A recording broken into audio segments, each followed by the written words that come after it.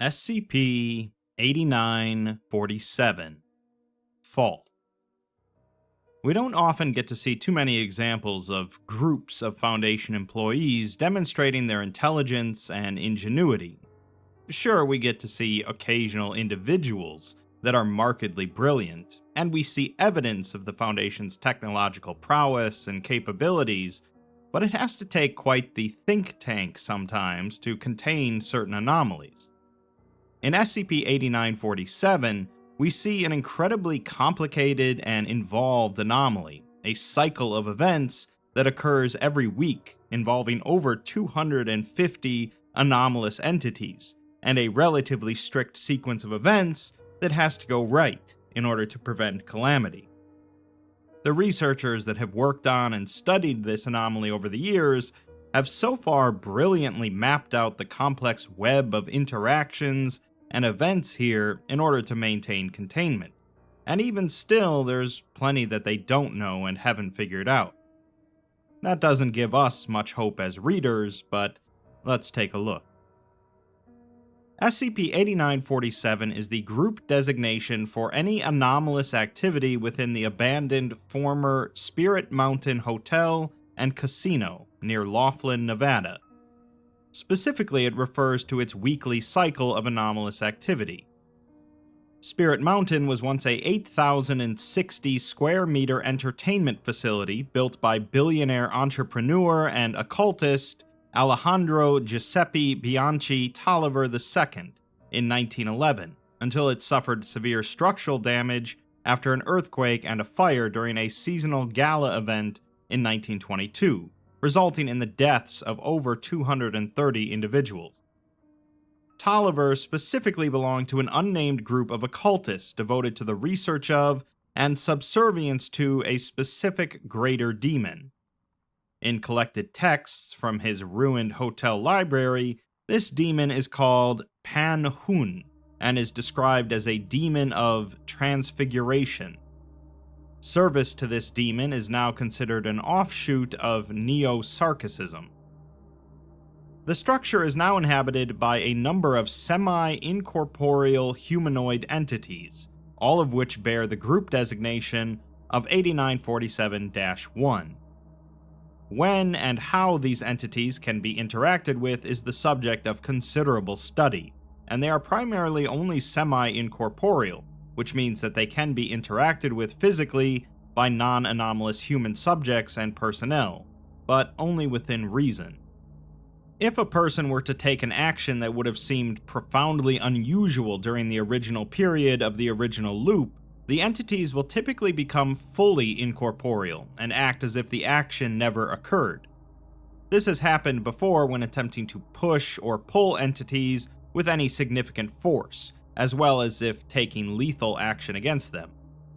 They can be killed throughout the course of the weekly cycle, but only by other 8947-1 entities, or actions that befall them as a result of their own behavior. The entities are gray, mostly featureless, humanoid representations of patrons of the hotel who perished the night of the earthquake. These entities wear unique outfits typical of the 1920s upper class, though these outfits show significant wear and in some cases are barely recognizable as apparel. Each entity has a unique identity and is sentient, as they are capable of speech and are generally self-aware. They will interact with individuals within the structure as if they were fellow patrons of the hotel, but will respond negatively if the individuals are not dressed in period-appropriate clothing and speak using period-appropriate mannerisms. Aside from these interactions, the entities appear to follow a rough pattern of events and try to complete a certain set of actions before the Montezuma 11 event Sunday night. We'll get to that later. While these events typically take place with minor variations, Foundation personnel are able to slightly alter their behavior through conversation and interaction with the instances. Occasionally, large variations can occur, which almost always require immediate intervention from Foundation game strategists to correct the outcome of 8947's activation cycle and prevent a containment breach.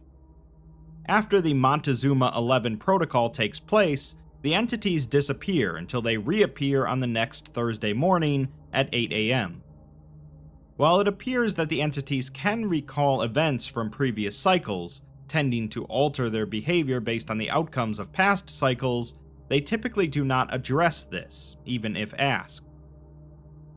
SCP-8947-A is a large fissure located in the center of the casino, roughly 28 meters in length and 6 meters across at its widest point, which extends indeterminately deep into the earth below. This fissure is the focus of containment efforts within 8947, as it routinely undergoes activation events, wherein the entities must make a gold offering to the fissure. If the offering is not of a suitable value, a seemingly random amount that has trended upwards since the anomaly's discovery, the fissure will begin to increase in size, resulting in severe tremors and structural damage to the hotel and casino. These activation events can only be terminated by proper fulfillment of the Montezuma 11 protocol, which brings an end to any geological activity and begins a period of inactivity. Current projections indicate that further expansion of the fissure is an inimical threat to the Davis Dam in Laughlin, Nevada, which dams the Colorado River and sits on the southernmost end of Lake Mojave. Previous failed instances of the Montezuma 11 protocol have resulted in significant geological activity that has destabilized the foundation of the dam, and it is likely to cause unrecoverable damage if seismic events continue. The failure of the dam would threaten all persons and structures within the low-lying area of the Mojave Valley, as well as the resorts and riverfront property of Lake Havasu City. Additionally, it could result in a cascading failure of the Parker Dam to the south, which itself would likely cause severe damage and loss of life to multiple towns. Protocols have been developed to mitigate the potential loss of life from a failure of the protocol, but currently no procedures exist that can assure a 100% survival rate of all potentially affected persons in the event of a failure of the dam, as it is currently estimated that a minimum of 110,000 people would have to be evacuated in the span of only a few hours, and it's unlikely that people in the Mojave Valley area could be evacuated in time at all. The hotel and casino comprises 3 primary structures, each linked to the other through a series of hallways and open-air breezeways. The first and largest structure is the hotel, composed of 15 floors with 186 guest staterooms, and the top floor containing a single penthouse and exposed roof access. On the main level of the hotel is a bar, as well as a cocktail lounge and jazz club. To the west of the hotel is the restaurant Nevada, composed of a large dining room, 2 bars, 5 private suites, and a stage for performances. In the back of the restaurant is the kitchen, much of which was destroyed by fire. The primary feature of the restaurant is the Overlook Suite, which extends out over the edge of the mountain. To the southwest of the hotel is the casino, a 5-story ornate structure with an open atrium in the center, once covered by a large glass dome. The casino contains a number of various games of chance, including card tables, roulette, and slot machines. On the main floor of the casino is a caged cashier's desk, through which chips can be exchanged for gold. Over time, due to seismic activity from the fissure and exposure to the elements, the entirety of the establishment has fallen into a state of considerable disrepair. Several areas are no longer easily accessible, or have been destroyed altogether. One room, the penthouse suite, cannot be accessed whatsoever, and attempted access from the exterior with shaped charges, as well as through the roof or through any ductwork, inevitably ends in failure. The hotel seems to exert some sort of anomalous influence on these attempts, as the walls themselves do not appear to be impervious, but rather any tools or implements used when attempting to gain access suddenly and inexplicably fail. Attempts to enter through an exterior window have resulted in 3 personnel falling from their harnesses, and another developing an immediate and acute fear of heights upon reaching the top floor suite. Lastly, the fissure has made several areas of the casino lower levels inaccessible, and anomalous entities who are directed towards these lower levels, or towards the fissure in general, will become increasingly upset and agitated, though most are either unable or unwilling to describe why. It is uncertain when the hotel and casino began to display anomalous activity. The fire that broke out was reported in the Los Angeles Times, due to the presence of a Nevada senator at the gala event, but after initial investigations of the structure revealed no immediate foul play, the building was abandoned, likely due to its remote location. In 1962, 2 teenagers filed a police report after seeing what they described as interior lights flickering and a green smog surrounding the structure. Investigators were not able to find any evidence of trespassing at the structure, and the case was abandoned. In 1970, a female motorist claimed to have gotten lost on her way to Lake Havasu City from Las Vegas, and ended up at the Spirit Mountain Casino after dark. The woman claimed to have seen a thick green haze billowing out of the lower levels of the structure, and a single light on the top floor of the hotel, where the silhouette of an individual was visible through the curtains. Additionally, the woman claimed to have heard shouting from within, and to have felt some considerable seismic activity. After seeing what she described as bodies floating in the mist, she fled on foot, eventually being picked up by another passing motorist. Local police discovered her car several miles down the road, nowhere near the gated road leading to the hotel, so the woman's story was dismissed. In 2004, a locally televised ghost hunting program called Demon Hunters gained permission from the state government to access the facility for one night in order to record an episode. The episode never aired, and no member of the production team commented on its absence afterwards. However, an anonymous internet user claiming to be a member of the program's staff posted several times over a 6-month period on an internet message board for the amateur supernatural watchdog group Knights of Truth.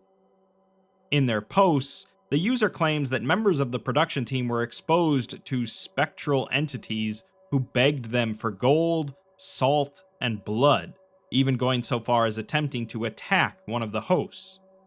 The event apparently shocked the crew so badly that it was decided that the program would not air the footage, which was later destroyed. In 2007, Foundation assets embedded in the local authorities investigated another claim of supernatural activity at the hotel, and were met by the anomalous entities. After deducing the nature and structure of the anomaly, a permanent forward operating base was established outside the structure. Let's move on to discussing Protocol Montezuma 11, which was developed by a joint team of Foundation occultists, game theorists, and historians. It was originally believed that the origin of the fault within 8947 was natural, and it was only the entities that were anomalous. Study of information collected from within the hotel and casino, however, as well as sigils and markings from within the fault itself, led to the conclusion that the fissure was a result of paranatural influence upon the Earth itself, emanating from within the resort. The intended result of Montezuma 11 is to mitigate the final cost in gold to satisfy the conditions of the activation event. This includes subtly guiding the entities into situations and relationships that will be financially lucrative, and making sure wealthy individuals are alive and present for the end of the event on Sunday night. Until the Foundation became involved in the anomaly's containment, it is believed that the success of the Sunday night ritual was entirely up to chance. It was initially believed that the growth of the fissure does not accurately align with the expected growth given the likelihood of a successful outcome on any given week, but this is now believed to be untrue, and further investigation is required. The secondary intention of Montezuma 11 is to further investigate the cause of the anomaly's creation, the origin of which is thus far unknown.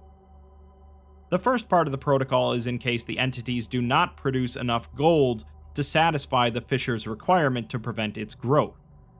In this case, a ration of gold bullion is provided to Foundation containment personnel to offset the disparity.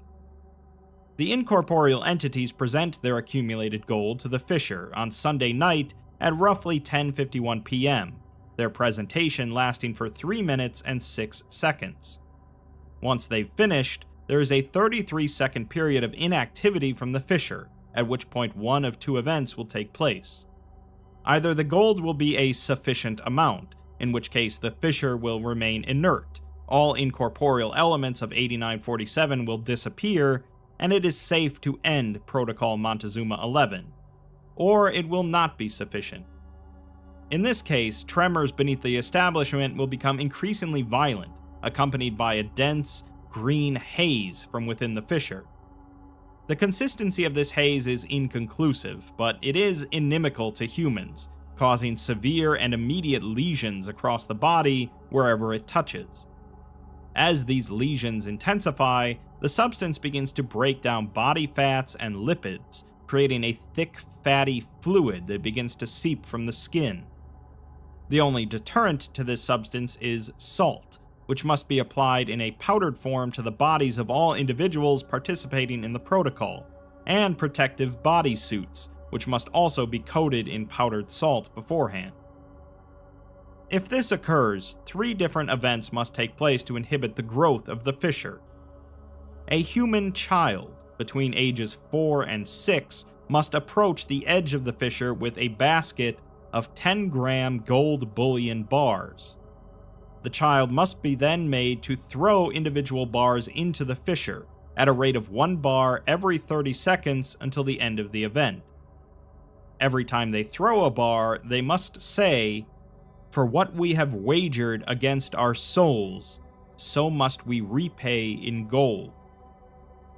Another similarly aged human child must accompany each gold bar with a handful of salt, thrown out of a burlap bag, while saying, "For how we have festered so long in the darkness, so must we repay in salt."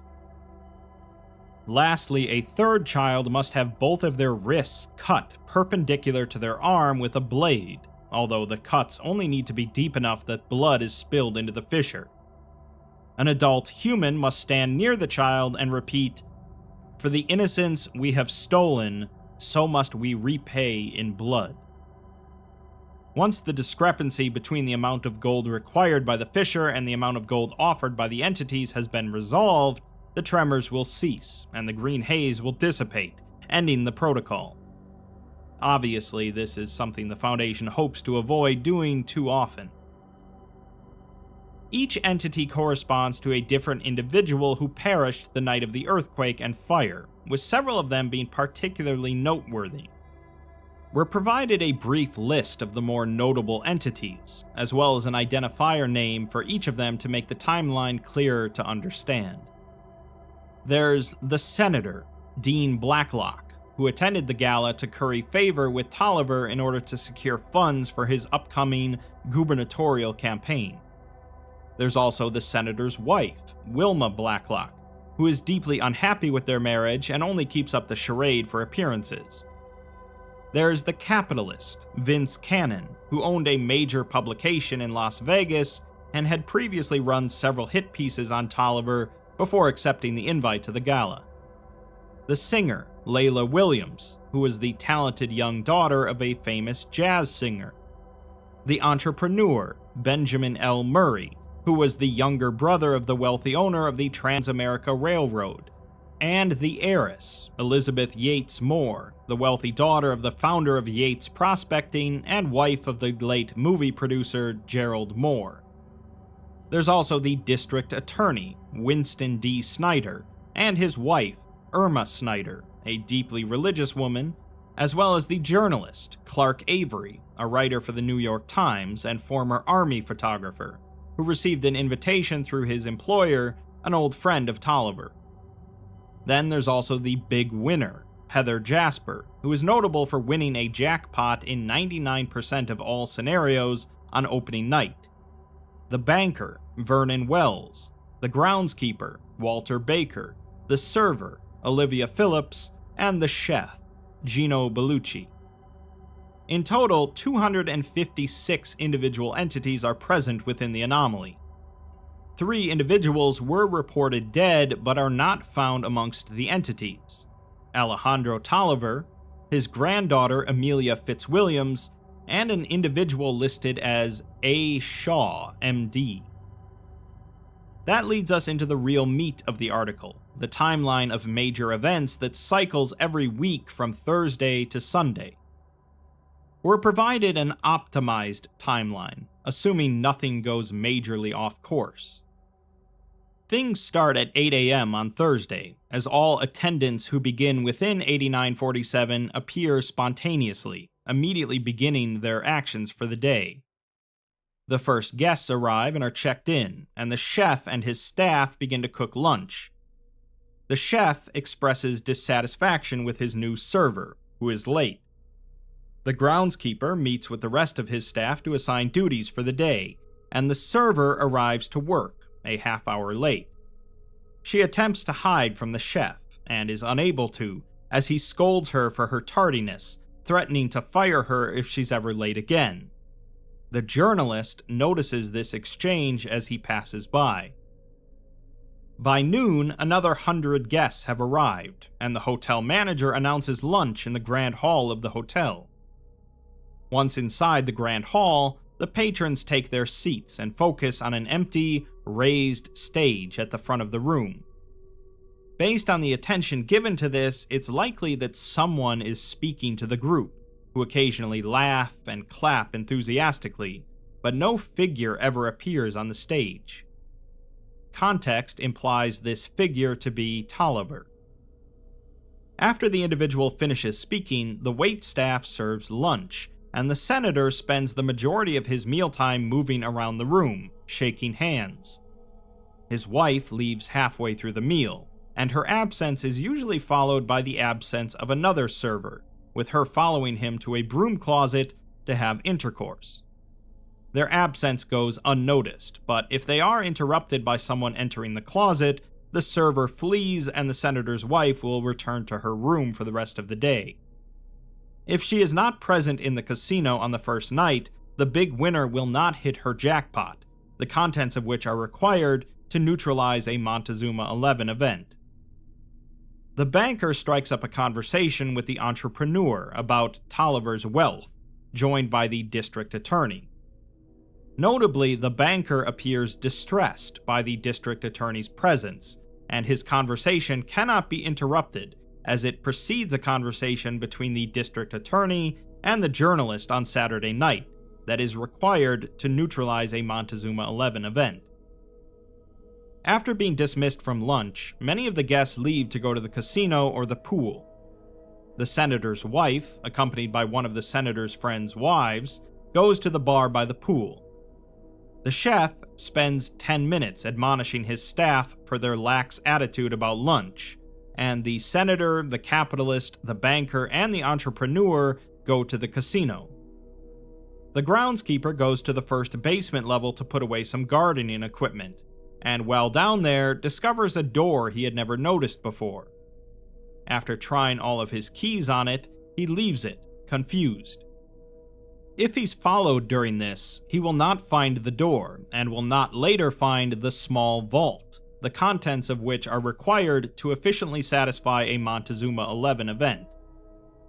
The server, while washing dishes in the kitchen, is visited by the journalist. They speak briefly about her new job and the chef, before the journalist is called away.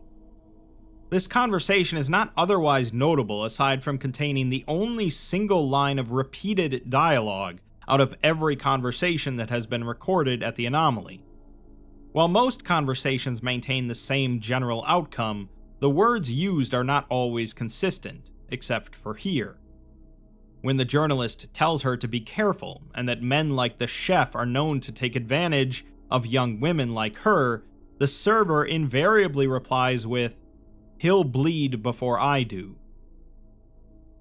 At 8 p.m., the singer performs at the Hotel Jazz Bar, during which she is approached by an intoxicated capitalist who makes a pass at her. He is accosted by hotel security, who attempt to throw him out of the hotel, but he mustn't be thrown out of the hotel. If he is not present in the hotel on Friday night, he cannot win the game of cards he plays with Tolliver, the winnings of which are required to neutralize a Montezuma 11 event. Additionally, he must be present Saturday night to organize the meeting of the conspirators that is required to even begin a Montezuma 11 event. Foundation personnel must intervene and convince hotel security to allow the capitalist to return to his room. During dinner service, the entrepreneur calls the chef out to his table in an extravagant display of giving appreciation to the chef. During this conversation, which lasts only a few moments, they speak about a potential investment opportunity in a franchise of restaurants.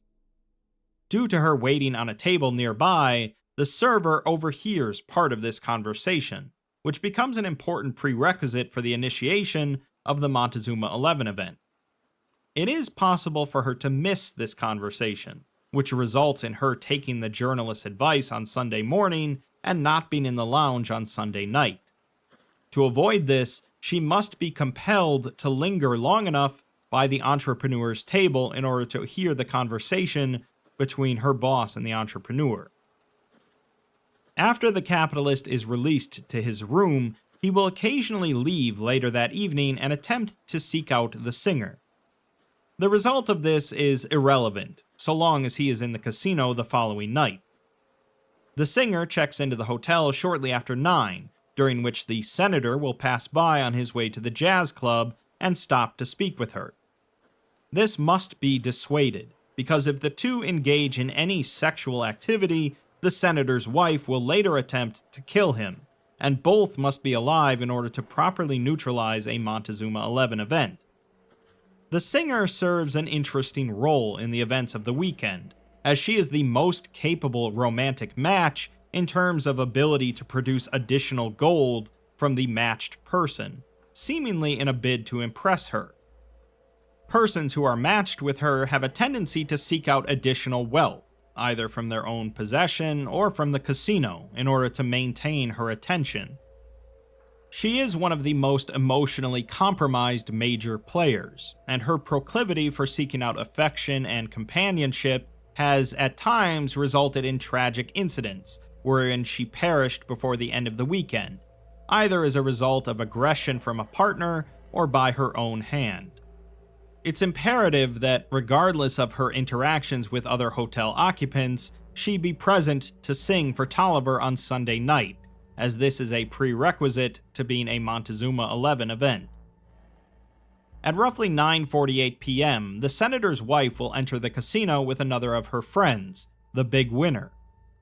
She'll send the Big Winner to get them drinks, and after returning, she'll take a seat next to the senator's wife at the slot machines.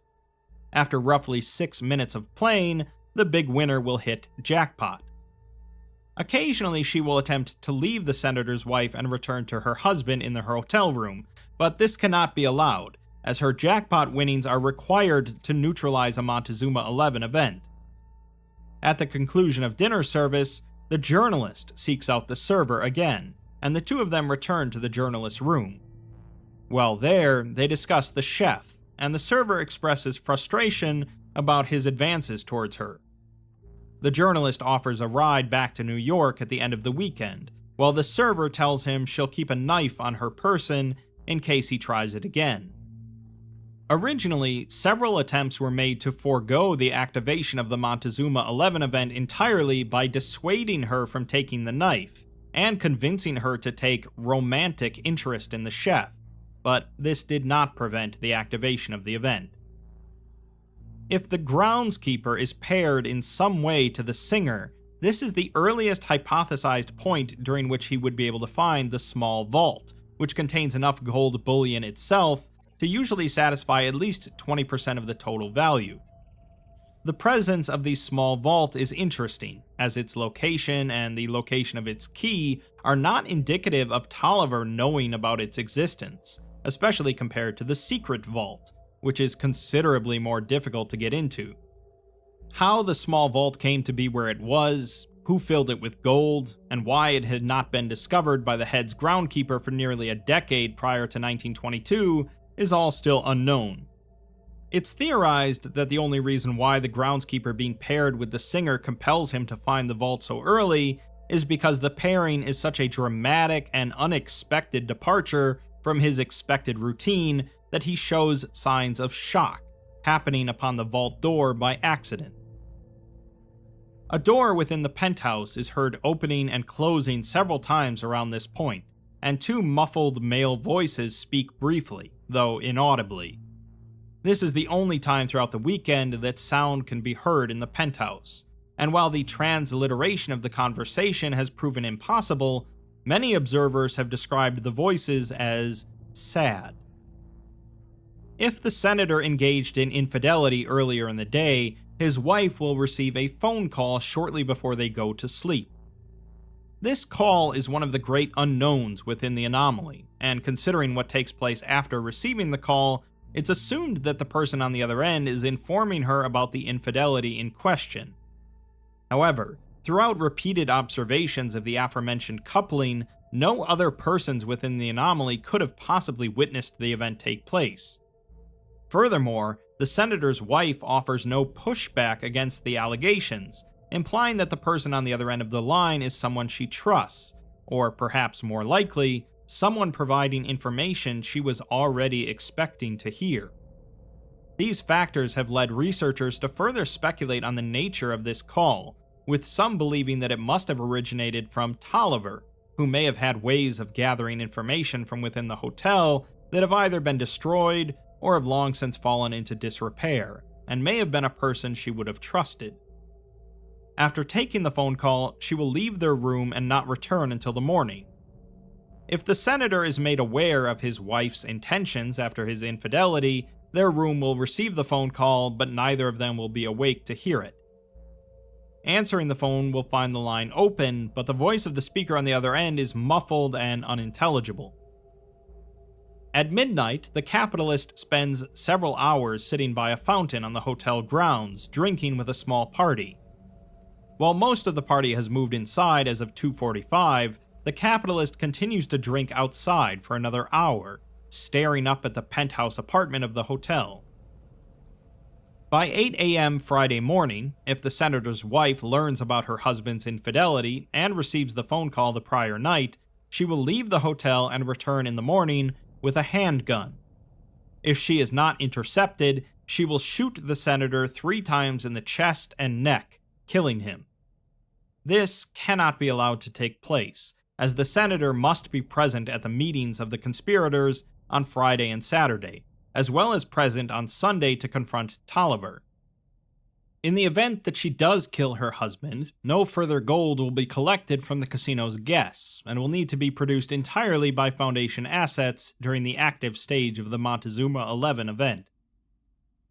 A letter arrives at the front desk for the journalist, containing details about financial indiscretions on the part of the entrepreneur and the banker.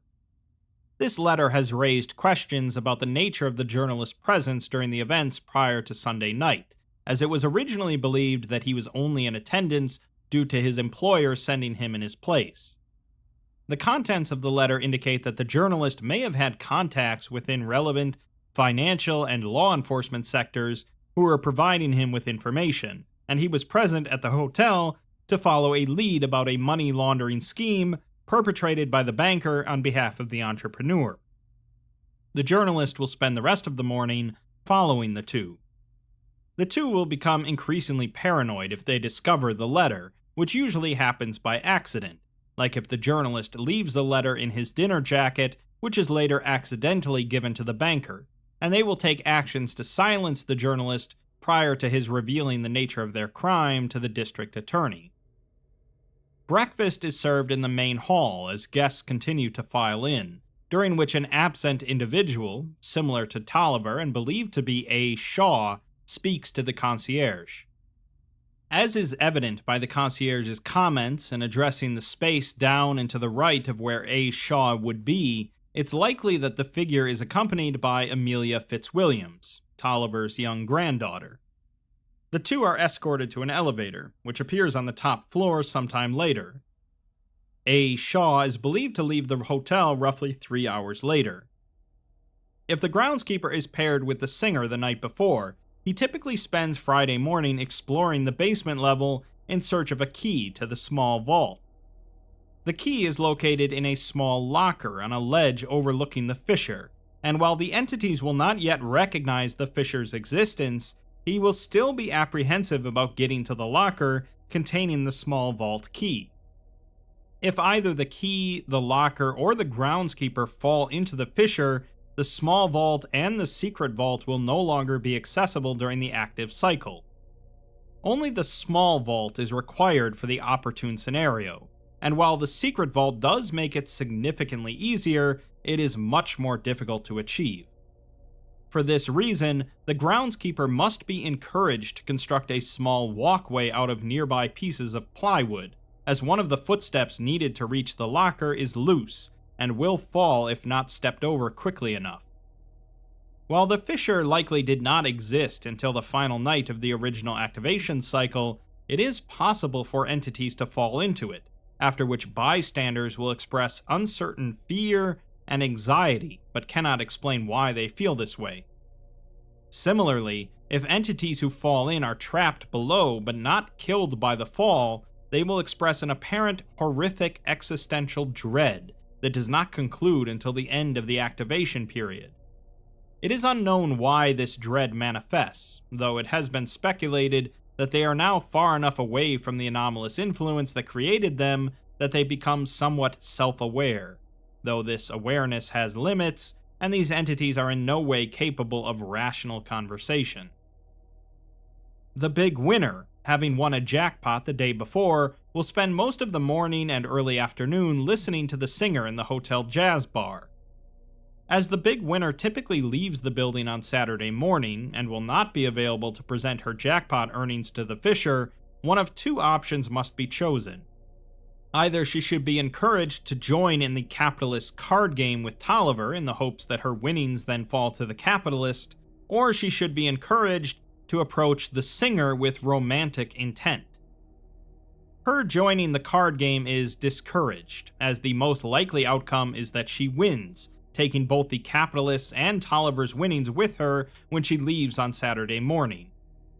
In the event that her and the singer have sex, the big winner will reveal the location of her winnings to her, afterwards which the singer will seek out the winnings and steal them.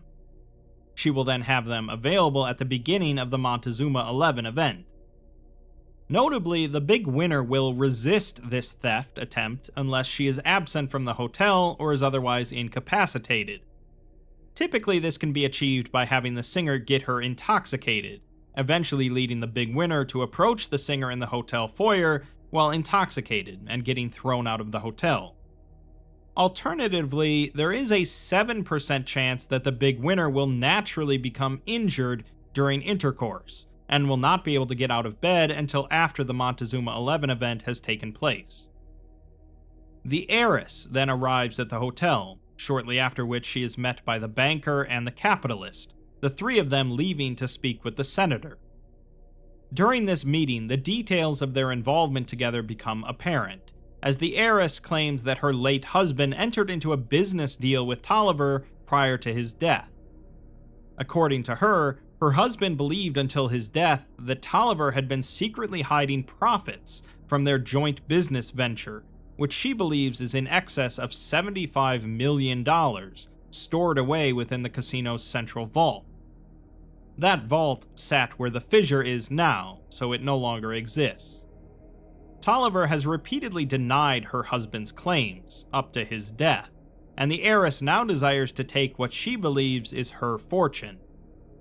The capitalist, the banker, and the senator have agreed to use their influence to force Tolliver to turn over the fortune, so long as they receive a substantial cut of it, for various reasons. The banker wants the money to buy out the controlling shares in his brother's railroad company, as well as cover for a money laundering scheme he is involved in with the entrepreneur. The senator wants the money to shore up his campaign for governor, which has recently become precarious due to Tolliver's support of his opposition. The capitalist seems to have no other motivation beyond personal hate for Tolliver, and his Las Vegas publication is in the middle of a multi-year-long smear campaign against Tolliver. While the more recent pieces did coincide with the election that Tolliver was actively involved in due to his support of the senator's opposition, it is currently not believed that these two are in any way related, and the cause of the capitalist's distaste for Tolliver remains unknown. The head researcher of 8947 filed a report in 2009 due to a slight variation in the conversation between Tolliver and the capitalist during their card game on Friday night. After losing the game, instead of angrily leaving the casino floor as per usual, the capitalist instead finished his drink, looked towards the space believed to have been occupied by Amelia Fitzwilliams during the game, and said, "It's fine, Alejandro. It's always fine. You always get what you want, don't you? Doesn't matter what it costs, you'll have yours, because nothing is ever your fault." During lunch service, the chef makes another pass at the server, this time cornering her in the kitchen and slapping her on the bottom. She will retaliate by slapping him, causing him to lash out at her violently. He must be called away before he can further harm her, as he cannot be allowed to harm her enough that would cause her to leave the hotel. Instead, he must only be allowed to harm her enough that she leaves to find the journalist. The server will then find the journalist, who consoles her. At the conclusion of their conversation, she agrees to carry a knife she took from the kitchen with her, and defend herself the next time she is aggressed by the chef. By 4 p.m. Friday, at the hotel pool, the big winner and the senator's wife discuss her encounter with the singer. The senator's wife discusses how, in her youth, she had briefly dated a man named Vincent Arians before he joined the British military during World War I. It is now known that this individual was an agent of an informant for the Chaos Insurgency, though the relevance of this is unknown. The groundskeeper, if having previously discovered the small vault, will continue to search through the basement levels of the hotel, eventually finding a door without a key, the secret vault.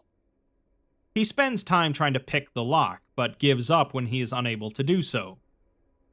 The entrepreneur and the banker meet in a smoking lounge, where the banker expresses concern about the presence of the journalist, who he claims had been making inquests into their past business dealings over the last few months.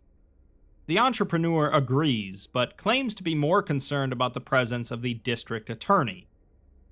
The banker is by far the more anxious of the two, and discusses leaving the resort several times, but is rebuffed, as the entrepreneur tells him to remain calm and that he'll speak to a friend about handling the journalist, but to leave the DA alone so as to not involve additional law enforcement.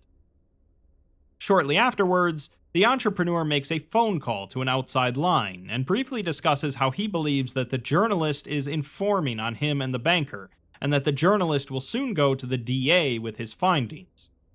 Left unimpeded, he'll make this call at 5:29, but it's imperative that he be distracted enough that he makes the call after 5:34. If his call is to go through, he will arrange for 3 individuals to enter the hotel late Friday night, early Saturday morning, and kill the journalist, who must be present within the hotel on Sunday. However, if he attempts to make this call anytime after 5:34, the line will not connect, and he will not attempt to make the call again. The heiress and the capitalist spend the better part of the afternoon in her room engaging in intercourse, and after 3 hours, he'll leave to go to the casino floor. Here, he meets a handful of other guests, including the entrepreneur and the district attorney, who all begin to play cards. They are joined at 7:23 p.m. by the journalist, and they will remain at the card table until later in the evening. The big winner will also attempt to join this game if her money has not already been stolen by the singer, but since she has the highest chance to win the game, all parties involved must be influenced to reject her attempts to join. The district attorney's wife exits her room after evening prayers and leaves for the restaurant, during which she runs into the banker, proceeding to drop her belongings. He helps her pick them up, and she carries on out of the hotel. Shortly afterwards, the banker arrives at the district attorney's room and enters it using the key he had just stolen from her. He proceeds to investigate their room looking for information suggesting the DA is investigating both him and the entrepreneur. This information does not exist, and as a result, he'll spend a significant amount of time during the night's card game looking for nothing in the room. Being unsuccessful in locating information pertaining to an investigation that is not taking place, the banker decides to lace a bottle of seltzer water on the DA's nightstand with an unknown poison. To retrieve this poison, he has to leave the room and return to his own, then come back to the DA's room to complete his task. It's important to monitor the DA during his time at the card table, while also watching the situation with the DA's wife and the banker. If at any point the DA has winnings greater than $1,000 in the card game, he will cash out before the next hand, and his wife will return to their room to get her bag. The timing of this is very important, because if the DA's wife does not encounter the banker before he laces the bottle of water, it is likely that the DA will be killed. His wife will not leave the casino until her husband is no longer playing cards, so in order to have her interrupt the banker's attempted poisoning, the DA must either reach $1,000 or run out of money with enough time to ensure his wife gets back to their room before the banker returns. Should she encounter the banker as he is leaving or returning to her room, he will be dissuaded and will flee, and will not attempt to kill the DA, allowing him to be present on Sunday with the money he had earned in the casino, if any. There is one strange scenario that can occur wherein the banker returns to the room while the DA's wife is in it, not realizing that she's there. There is generally one of two outcomes. Either the DA's wife becomes indignant at him and attacks him, forcing him to flee, or the banker makes a poorly conceived attempt to seduce her as a cover for his being in her room. Neither of these outcomes are ideal for the opportune scenario or the banker, with him being attacked causing him to leave the resort, and him attempting to seduce her nearly always resulting in her threatening to tell her husband. At that point, the banker will either flee, or more rarely, strangle her and then flee. The breakdown in the script following the latter of these events is catastrophic for the opportune scenario, second only to the public killing of the journalist later on in the same evening.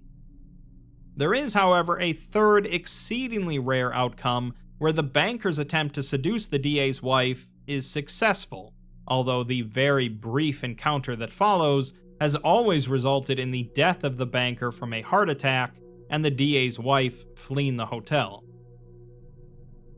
At 8:30 p.m., Alejandro Tolliver enters the casino hall, and it is believed that he is accompanied by Amelia Fitzwilliams and the individual known as A. Shaw, implied from a reference made by the capitalist later in the evening, but this is uncertain due to the nature of their absence from the other entities. Tolliver takes time to walk around the casino floor and speak to many of the guests, before walking out to the floor proper. For the first of only 2 times throughout the 4-day period, Tolliver's voice can be heard. He cannot be addressed by Foundation staff, and speaks only to the other entities at the table, specifically to the capitalist. He'll ask to be dealt in, and will join the game, joined by a Mr. Jackson and Mr. Bates, the entrepreneur, the journalist, and the capitalist. The game usually plays out in one of 3 ways, with a very rare fourth.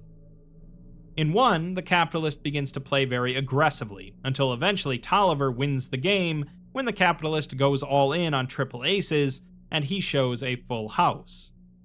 This outcome has a 65.5% chance of occurring without outside interference, and is the most detrimental to the opportune scenario, as Tolliver will take the money and leave. In the second, the capitalist begins to play very aggressively, pushing out the entrepreneur first. The entrepreneur will then buy back into the game and push out the capitalist's flush with a straight flush. After the capitalist leaves the table, Tolliver will also leave, and the remaining winnings will go to the winner of the table, usually the journalist. This outcome has a 22.2% chance of occurring without outside interference, and is only slightly detrimental to the opportune scenario, requiring the discovery of the small vault. It is generally accepted that this is the safest scenario, as triggering the discovery of the small vault has a significantly higher chance of success than triggering the third outcome of this game. The third outcome occurs if Tolliver or the capitalist leave the table early, as both will cash out the majority of their own money and the game will continue without them. However, without them both, the game cannot produce enough money to meet even the barest conditions of the opportune scenario. This outcome has an 11.2% chance of occurring and occurs most frequently by accident due to outside interference, interrupting the capitalist or in some way disturbing him, causing him to become agitated and leaving the table. Finally, in the fourth outcome, the capitalist plays conservatively, and the journalist will bluff the entrepreneur out of most of his accumulated earnings before losing his winnings to Tolliver. The entrepreneur will go back and forth between Tolliver and the capitalist, eventually being pushed out, at which point he expresses his frustration at being bluffed twice and leaves the table with nothing. This leaves only the capitalist and Tolliver with the maximum possible money left at the table, and only has a 1.1% chance of occurring. In the event that this outcome occurs, Tolliver will call a brief recess, and the party will move to the bar while the table is reorganized. This event has occurred only a handful of times, and every time it does, a unique conversation takes place. This is unusual within the pattern of 8947, which typically follows a generally set pattern that allows for mostly minor deviation. All but one of these unique conversations have been short, while the most recent was considerably longer, and were provided transcripts of the conversations. In the first, the capitalist says that it seems they're right back here again, and try as he might, Tolliver can't seem to shake it. Tolliver orders a gin and ice with lime from the bar, while the capitalist orders straight whiskey. The two pause for 42 seconds before the capitalist says that he supposes they should get back to it, and Tolliver says that he supposes they should. In the second, the capitalist remarks that Tolliver has been in this business for some time now, and asks if he ever expected to be where he is now. Tolliver replies that he's right about one thing, that he's been in this business for some time. The capitalist laughs, and the two have a drink. In the third, the capitalist wonders how much longer Tolliver can keep it up. He knows that there's going to come a point where it breaks him. Tolliver just ignores him, ordering a drink, and the capitalist tells him to suit himself, as they can keep doing this as long as he wants. In the fourth, the capitalist says here they are again, same bar and same game of cards. He says that Tolliver has to be getting tired, but he replies that it's a good bar, a fine game, and what else could they ask for? The capitalist says that he knows what they're asking for, but Tolliver ignores him, instead ordering a drink and asking if he ever told him how he got started in business. His father, Giovanni Tolliver, was an immigrant to this country. He came here by ship, and after spending time in the cities out east, he scraped together whatever meager sum he could muster and set out west. He read stories about cowboys and Indians and hills full of gold, a land where a man could make something of himself. The romanticism of the West bit him, and he came out here seeking his fortune. He made something of himself, worked his fingers to the bones, and climbed the ladder at a small railway. He ran contracts on the Lincoln Line between Reno and Sacramento for 30 years, until his body broke. He scraped together enough to run a single engine, on lease from his former employer, and then worked until he couldn't work any longer, dying with more debt than dollars. The capitalist calls it a modern American tragedy, but Tolliver says that his father never complained, not even once, and might have even said he was happy. Tolliver's mother died when he was young, and he spent all of his growing days either at their humble mission school or with his father in his yard. He saw the work his father did, and what little his sweat was worth, deciding that that wasn't for him. The capitalist says that it's quite a story, and it's strange that he then somehow went on and conquered the world all the same. Tolliver replies that it wasn't the world, not even a corner of it. He has been profoundly fortunate, and his good luck has provided him with wealth beyond reason, but this isn't the world. It can't be their whole life. It wasn't the money that made his father happy, it was purpose. They can't stay the same forever. They have to change. The capitalist laughs and says that that's rich. He asks if that's the kid suddenly giving him some perspective, but Tolliver says that he thought he'd be satisfied with all the wealth his father never saw, but he was wrong. They're not meant to live like this, and their lives have to account for more than just numbers on a ledger. The capitalist quips that that's bold coming from the man with all the money, but Tolliver says that it doesn't last forever. The capitalist replies, however, that it might, and the two pause. He then says that they should get back to their game, but Tolliver says that he knows how this ends, and he doesn't have to do this. The capitalist agrees, saying that he doesn't have to do anything, and Tolliver wishes him luck. Saturday morning, around 1:30 a.m., the journalist leaves his hotel room, having returned there after the night's card game some hours earlier. He will spend some time trailing the capitalist and the banker, who spend much of the evening moving between various bars and the outdoor veranda. This is a critical block of time, as the journalist must be monitored and his position altered or obscured in some way if it seems likely he's about to be discovered by either of the two men, as the journalist being discovered will almost always lead to the banker fleeing the resort before the end of the night. Additionally, this is the point at which if the entrepreneur was able to make his phone call the previous night, 3 additional entities will appear, who will attempt to kill the journalist if they locate him during the night, and are almost always successful. In the event that these individuals do arrive, there are generally 4 possible outcomes, only one of which is acceptable to fully fulfill Montezuma 11, as it's the only outcome where the journalist survives the night and the hotel is not alerted. The other scenarios vary depending on whether or not the hotel patrons become aware of the assassination attempt, the worst outcome of which involves many of the patrons leaving before the end of the day. In the first outcome, the 3 men arrive to kill the journalist, spending the better part of the night hunting for him. They are unable to find him, likely due to heavy Foundation intervention in obscuring him and discreetly interrupting the pathing of the 3 assailants. If, however, Foundation personnel become too disruptive during this period, holding the 3 assailants up in an unbelievable way, which implies someone having greater knowledge of the scenario playing out than any of them would have otherwise, the journalist will begin to move in such a way that brings him closer to the assailants, always leading to an altercation between them, which the journalist loses. It's unknown why he does this, with one theory indicating that he's somehow aware of the presence of the 3 assassins and their apparent odd behavior due to Foundation intervention, leading him to believe he can take a fight with them, which he can't. If they can't find and kill him by 6 a.m., the 3 abandon the hotel and do not return. This is by far the rarest outcome, relying on the most Foundation intervention, and the effort and luck involved is the reason why the entrepreneur's phone call the night before must be disrupted. In the second outcome, the 3 men find and discreetly kill the journalist, meaning that he doesn't speak to the DA on Saturday night, and the DA leaves the hotel Sunday morning. This is slightly better than the other 2 outcomes, but the DA's presence on the final night is imperative to beginning the chain of events that begins the end phase of the protocol, and his absence significantly increases the Foundation's necessary contribution of gold bullion.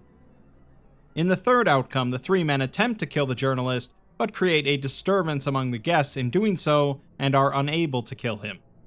This typically involves the DA becoming aware of the disturbance and engaging with the assailants, and causing many of the resort's guests to leave by the end of the day, significantly reducing the available gold on Sunday night. On average, about 36% of guests will leave the hotel, which is still preferable compared to the last outcome. In the last outcome, the journalist is killed after a large disturbance, which almost immediately results in heavy police presence throughout the rest of the weekend, and a near-total abandonment of the rest of the weekend's proceedings. This is the worst possible outcome from the perspective of keeping Foundation contributions to Montezuma 11 low, as the only persons present on Sunday night will be a handful of hotel staff and police officers searching for the assailants, if they have not already been apprehended. The only way this scenario can in any way be salvaged is if the groundskeeper has located the secret vault and somehow translated the text and worked out how to perform the ritual described. The events that would need to have taken place earlier in the weekend, combined with the obscure requirements to even access the secret vault, mean that this outcome is profoundly unlikely, only having been observed once. By 6:20, if the assailants haven't found and killed the journalist, they will leave, as hotel staff begin prepping for the morning's activities. Sometime after 8 a.m., if the big winner is still in possession of her jackpot winnings, she will leave the hotel. While this cannot be allowed to happen in the opportune scenario, she cannot be convinced to stay at this point, and steps must be taken to relieve her of her winnings earlier in the weekend. At breakfast, the DA's wife overhears part of a short conversation between the heiress and another hotel guest about her grievances with Tolliver and her late husband. At some point, the heiress and her friend will see the singer and invite her to join them. It's during this conversation that follows that the heiress makes a passing remark about Tolliver rarely leaving his penthouse, at which point the singer will inform her that Tolliver will be present for the conclusion of the weekend on Sunday. This conversation is important both for informing the heiress about Tolliver's presence on Sunday, which she will pass on to the other conspirators, and for raising the DA's wife's suspicions about the heiress's intentions, which she will pass on to her husband. There is a rare but important event that can take place after 9 a.m. on Saturday, wherein the groundskeeper is injured in his morning duties and is taken to a hospital in Laughlin.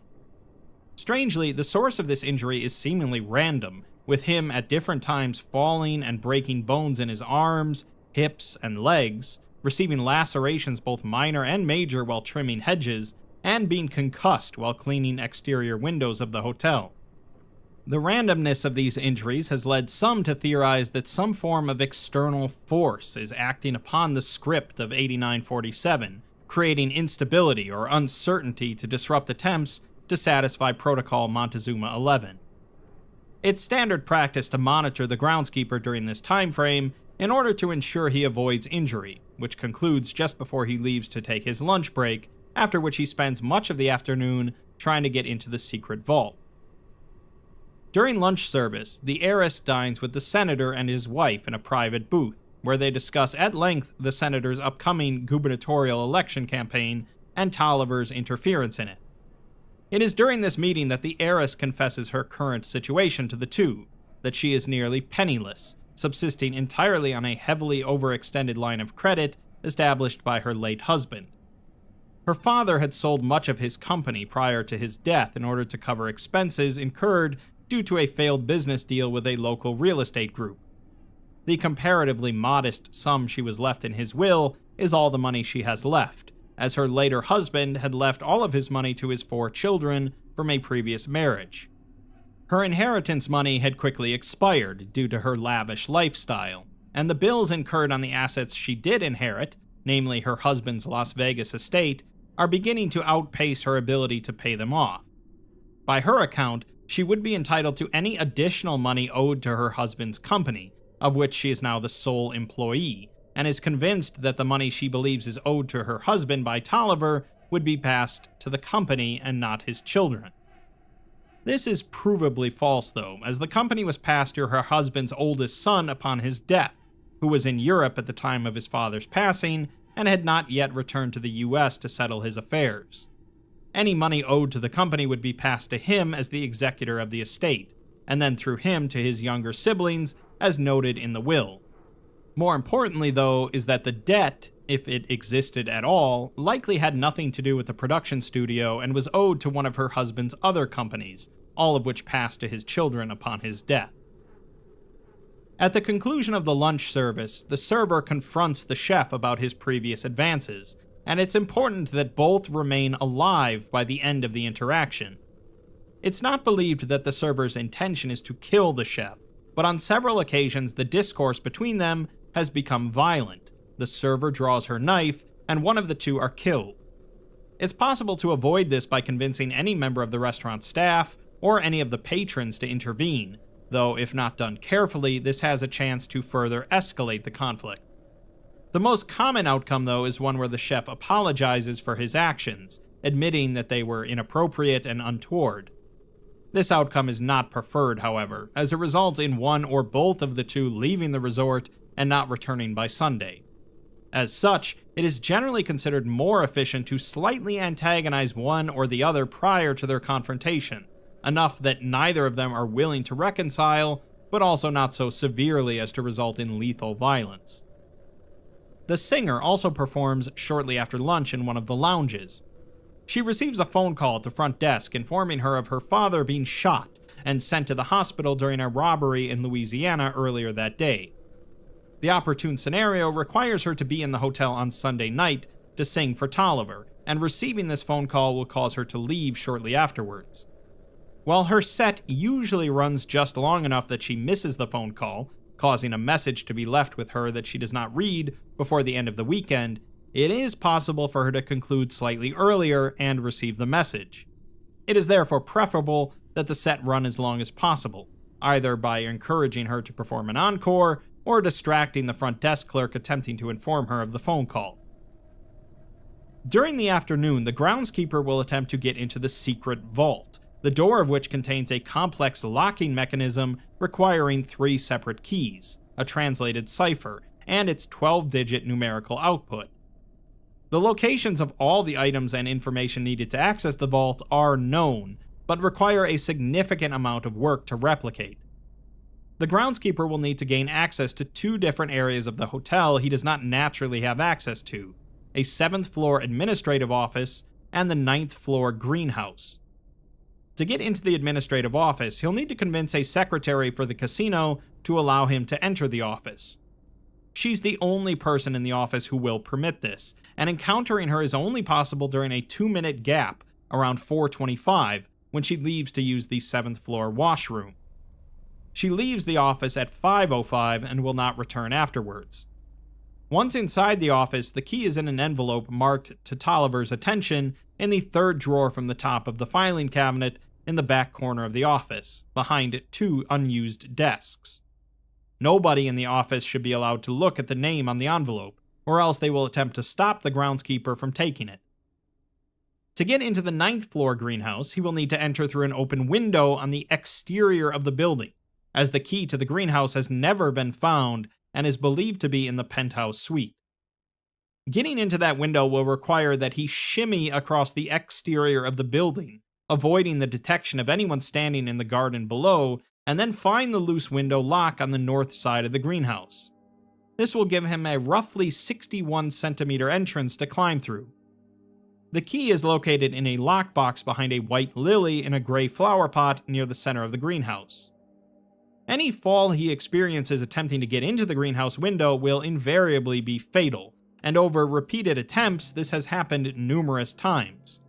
As a result, he has seemingly become unconsciously avoidant of this strategy, which has led Foundation game theorists to look for other ways to enter the greenhouse.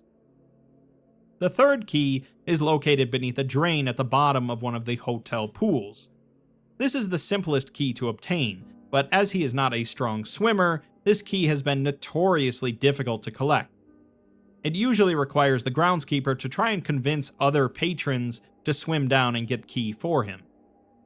He will also need to be introduced to Miriam Marshall, a traveling nurse who has studied cryptography as a hobby and can work out the complex mechanical cipher within the locking mechanism.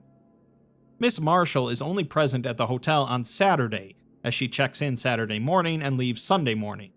This leaves very little time for the groundskeeper to interact with her, as regardless of their progress, she cannot be persuaded to stay. The cipher requires a code phrase, omne debe mutare, meaning, everything must change. This phrase is located within a logbook on the same basement level as the secret vault door. The groundskeeper cannot simply be given the output of the cipher, as attempting to do so, even subtly, will result in the two becoming incapable of seeing or interacting in any way with the person trying to provide the code.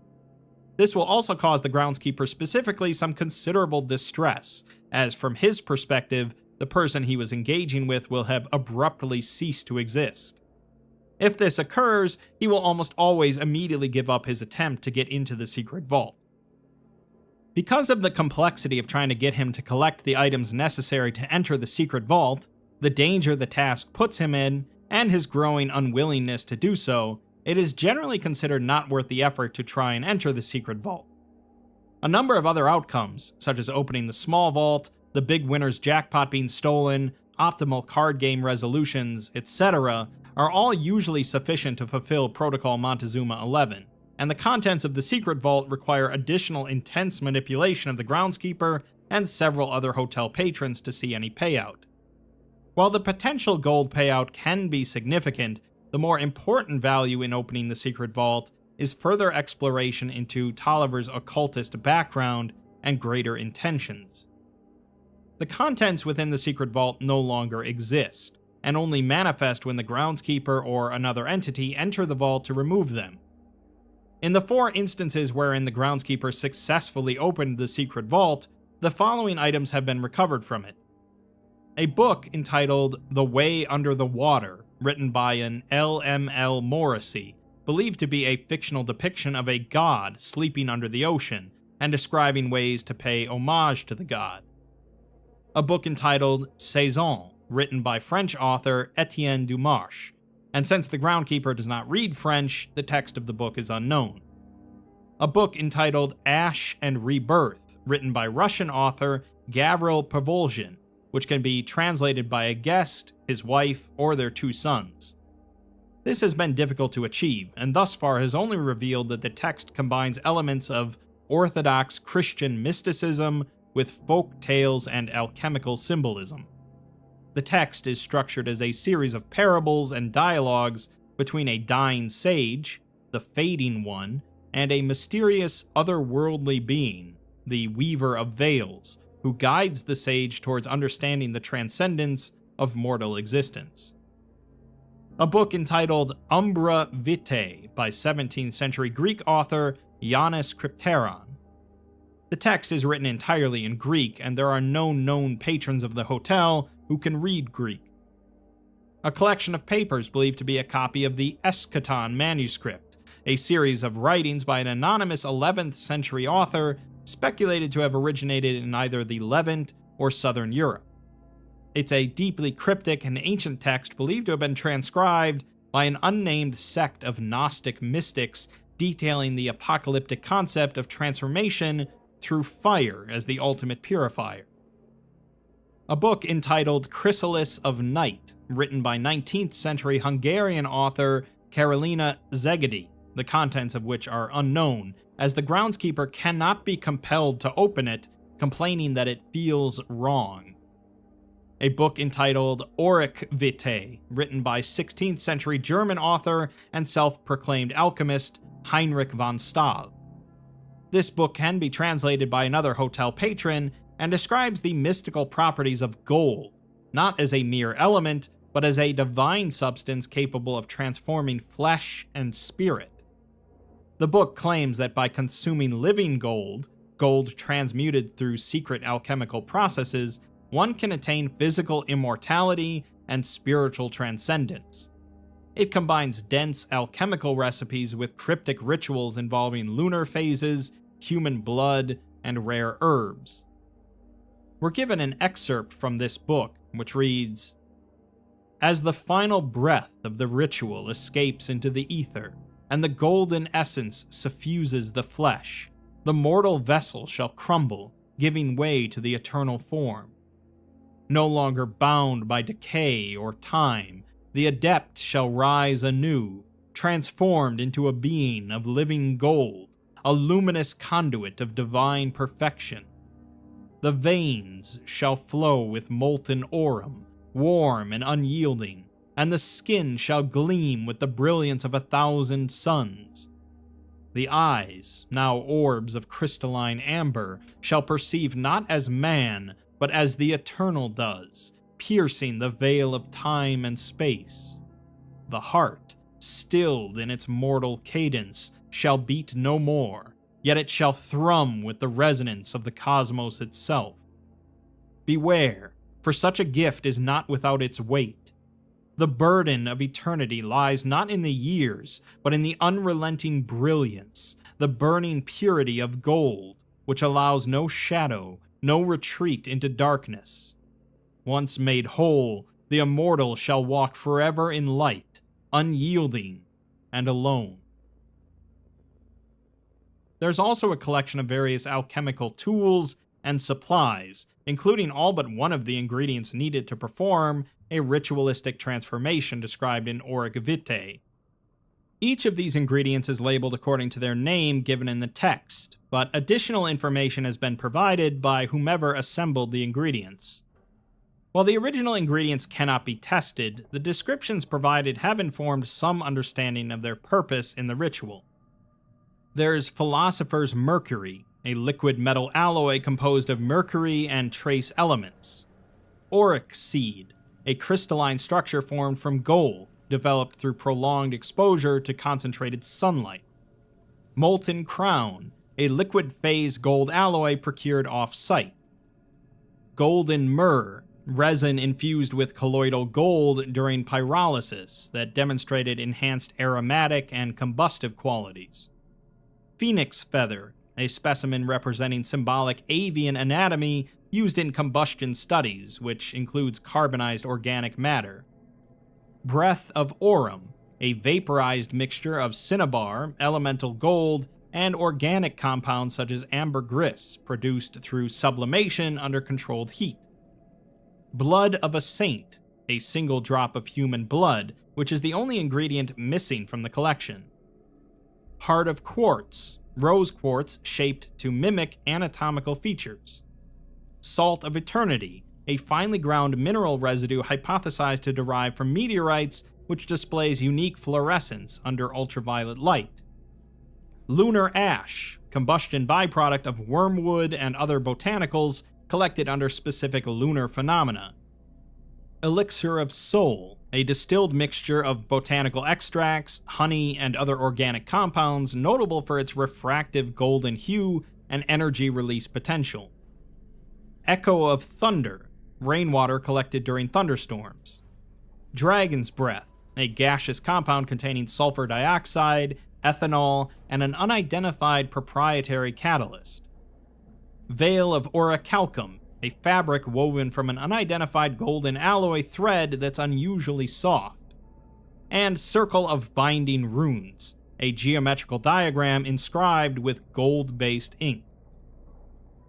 The ritual described in Auric Vitae can be performed by the groundskeeper, the result of which is the total transformation of his entire body into gold. This is believed to be a failure of the intended alchemical process, which describes a transformative experience that elevates the individual into a being made of gold, but not bound by it, and implies the resultant subject would still be ambulatory and conscious. It's likely that the failure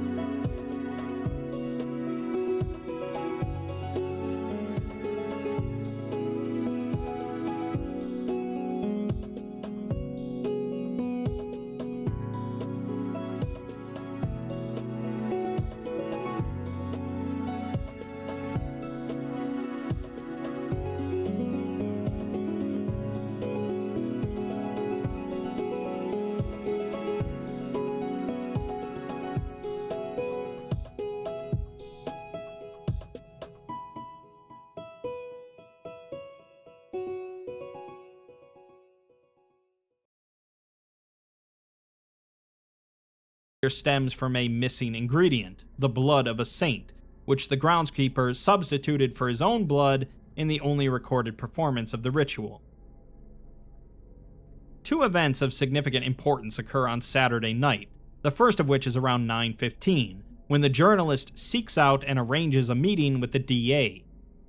They endeavor to find a location where they will not be disturbed, and while this is usually successful, there have been several occasions where their conversation is overheard by a courier in the entrepreneur's employ, who then reports back to him. It is only at this point that the entrepreneur becomes unsettled enough to flee the hotel, notably without informing the banker. This is understandably disastrous for the proper implementation of Montezuma 11, but is not the absolute worst-case scenario.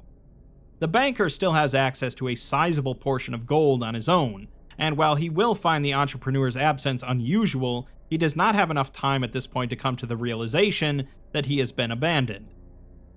In the meeting between the journalist and the DA, the journalist lays out the results of his investigation to the DA, stating that he received an anonymous tip detailing allegations of financial indiscretions perpetrated by the entrepreneur against his brother's company, Trans-American Railroad.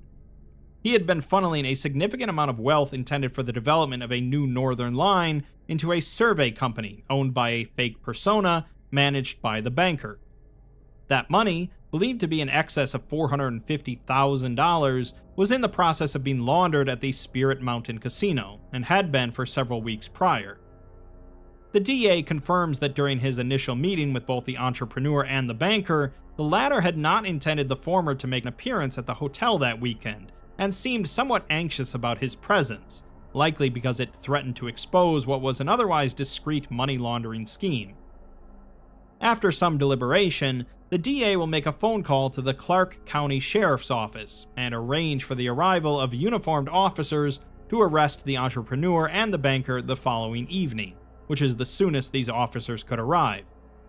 There have been, on occasion, instances where the journalist is unable to convince the DA, usually due to the DA having not interacted with the entrepreneur and the banker on Thursday, and thus not being suspicious of them at the start. In this instance, the police will not be called, and the journalist, frustrated about this outcome, will seek out the server shortly after this meeting.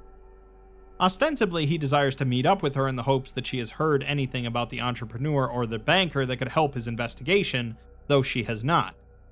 It's during this meeting that the truth of their relationship is revealed, that the server is the widow of one of the journalist's former classmates, who died during the First World War.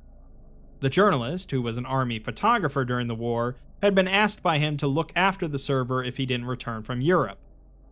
It's possible then that the journalist took the lead on the entrepreneur and banker tip because he knew it would send him to Nevada, which he could use as an opportunity to check in on her. If the journalist has not been able to convince the DA of their crimes, he will leave the hotel the following morning. During the conversation with the server, he will try to convince her to leave as well, offering travel back to New York and help finding gainful employment there. The server will not desire to leave if she has made amends with the chef, but considering this is considered a less than ideal outcome, then it is more likely that she will be inclined to go.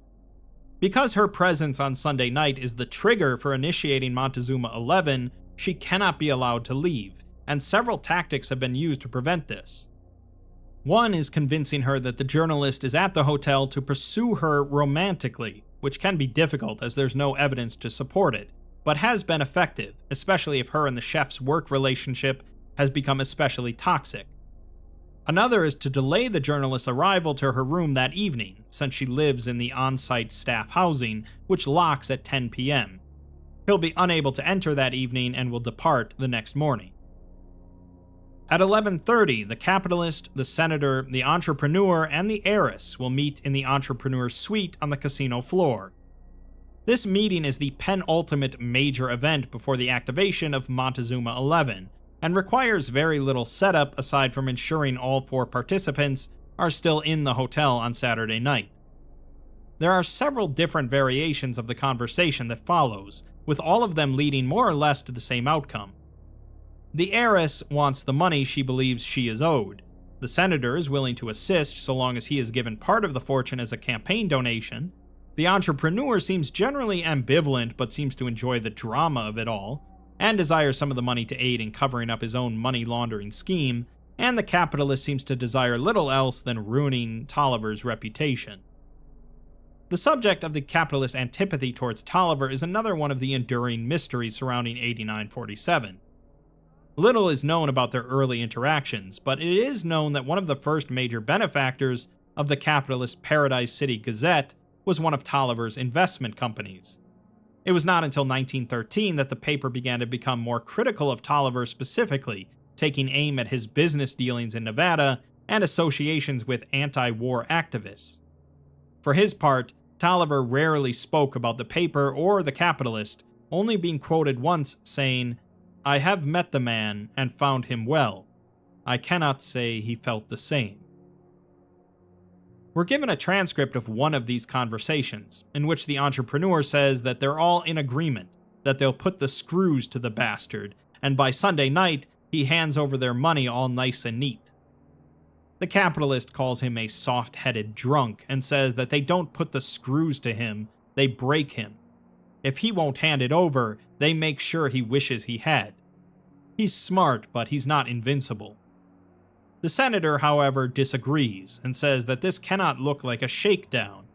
If this turns bad, it'll be his neck in the noose, not theirs. He cannot and will not be seen strong-arming a man as well-connected as Tolliver over money. The capitalist tells him not to get sanctimonious on them now, as he wants this just as bad as they do, or more even. He's got precious political ambitions to keep alive. The senator, however, says that he needs funding, and there's a difference between that and an outright robbery. The heiress tells him to call it whatever makes him comfortable, but just to make sure the money ends up in her hands. The entrepreneur laughs, as if hearing a joke, and he's clearly drunk. The senator asks the heiress if she's certain the money is in the vault, to which she says that her husband never lied to her. He then says that they're still missing something. Tolliver is a stubborn man, but he's not stupid, so they need to be sure he feels cornered. He won't crack unless he knows there's no way out. The capitalist says that that's why they do it in public on Sunday night.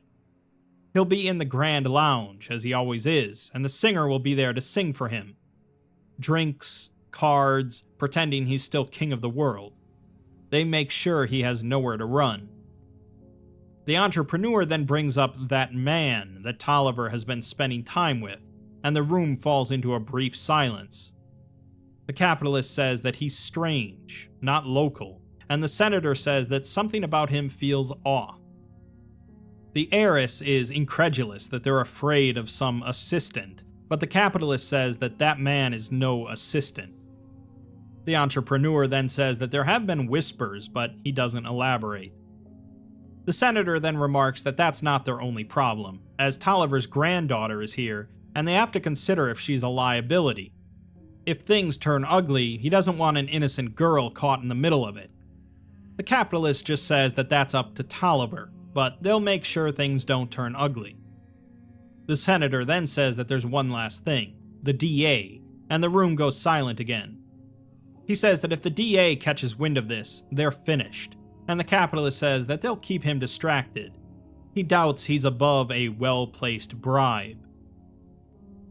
In the single instance where the groundskeeper managed to complete the ritual in the secret vault, it occurred shortly after midnight on Sunday. There is little other data on how quickly this ritual could be completed. At around 2:12 a.m., the front desk clerk will go on break and leave the front desk unattended. It is during this time frame that a highly unlikely event may occur. The front desk phone will begin ringing, and will continue to ring until roughly 30 seconds before the desk clerk returns. No other persons pass through the hotel lobby during this time, as all the patrons are either in their rooms or at the casino, so nobody else will answer the call. This call has occurred 3 times since the Foundation began observing 8947, with each additional iteration of the call seemingly picking up where the former had left off. The phone did actually survive the fire and remains at the front desk. Upon picking up the receiver, a voice can be heard on the other end of the line. The voice is undetermined and is only barely audible, but a conversation can be made out between them and another person, although the second person cannot be heard aside from muted murmuring. The audible person is notably not Tolliver or anyone else at the hotel, and this call and its contents have been studied at length by research staff without much success. It's believed that this phone call is directed at Foundation staff specifically, though how that is possible and where the call would have originated from are all unknown. We're given a few transcripts of the calls, and it starts with the unknown voice saying that he heard a story one time from a traveling Mamluk when they were out in the desert, a queer story. He had been silent for most of the evening, just listening to their companions talk. Something in the conversation, maybe the way the merchant spoke about wealth, or maybe the way the individual's fingers had lingered too long over the weight of his own coin. He waited until the fire had burned low, and then told him this story. There are many gods in this world, he said. Some demand blood, some demand devotion, but there is one God that does not ask, it only waits. The individual felt his own throat go dry at this point, as dry as the man's words, or worse. The man looked past him, as if he was looking at someone out in the dunes, and continued, saying that he once served a man who had no god but greed. He spoke of his master, a man who built his fortune on the suffering of others, whose wealth grew like rot upon the bones of the desperate. He spoke of gold counted by candlelight, of ledgers inked in misery, and he spoke of something else, something that watched. At first it was nothing, he said, a shape in the corner of a mirror, a flicker in the glass, but he felt it. He knew. He would wake in the night, sweating, whispering of something standing at the foot of his bed.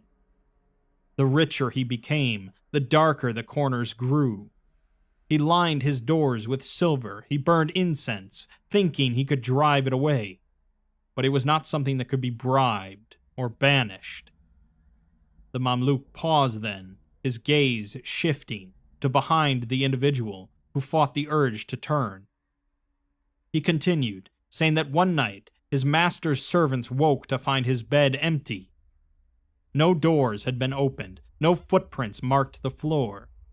His wealth remained, stacked neatly where he had left it, but he was gone.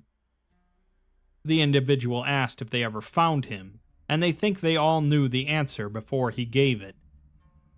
The other voice on the line then says something, and the individual replies, "Yes, very nearly." The Mamluk had said that they found nothing except for a single coin, one that had never been there before, a coin that did not shine, but instead swallowed the light. The god of greed does not sit upon a throne. It does not demand temples or prayer. It does not ask for love. It only waits, watching you count, watching you weigh, watching you want. And when you have given it enough, when you have let it coil around your soul, let it pull you deeper into its grasp, it comes to collect. The individual says that he could feel the weight of his own coin purse at his hip, as if something was pulling on it from below. He did not look down. The other voice then says something, and the individual says that he didn't, as he didn't want to know. Around 8 a.m., several individuals will leave the hotel, if they have been compelled to do so through various interactions over the weekend. While it is not impossible to dissuade some of these guests from leaving, once they have signed out in the hotel's logbook, they can no longer be interacted with. There are several contingencies available in case high-value persons attempt to leave at this stage, but they are all exceedingly difficult, and it is considered much easier to make sure they do not get to this point in the first place. At around 9:05 a.m., another one of the groundskeepers will find the transfigured body of the groundskeeper in the basement. He and several other members of the resort staff will spend the next several hours moving the body up into the hotel atrium. During breakfast this morning, the capitalist and the heiress will sit together with two other socialites. While the heiress carries the conversation, the capitalist seems noticeably distracted throughout. Additionally, the DA and his wife eat with the singer, with the DA's wife confiding in her that she is a big fan of her father, who performed a gospel service at their church several years before. They speak for some time, and the singer promises to sing "Down in the River to Pray" at the night's performance. It's not required for the DA's wife to make this request, but adding this song to the end of the singer's set slightly shortens the time between the confrontation with Tolliver and the beginning of the Montezuma 11 event. It is a marginal decrease, but there are several persons at the hotel who will try to leave once the confrontation reaches its zenith, and it is possible to delay them enough that they cannot make it to the edge of the resort grounds by the time the activation event begins.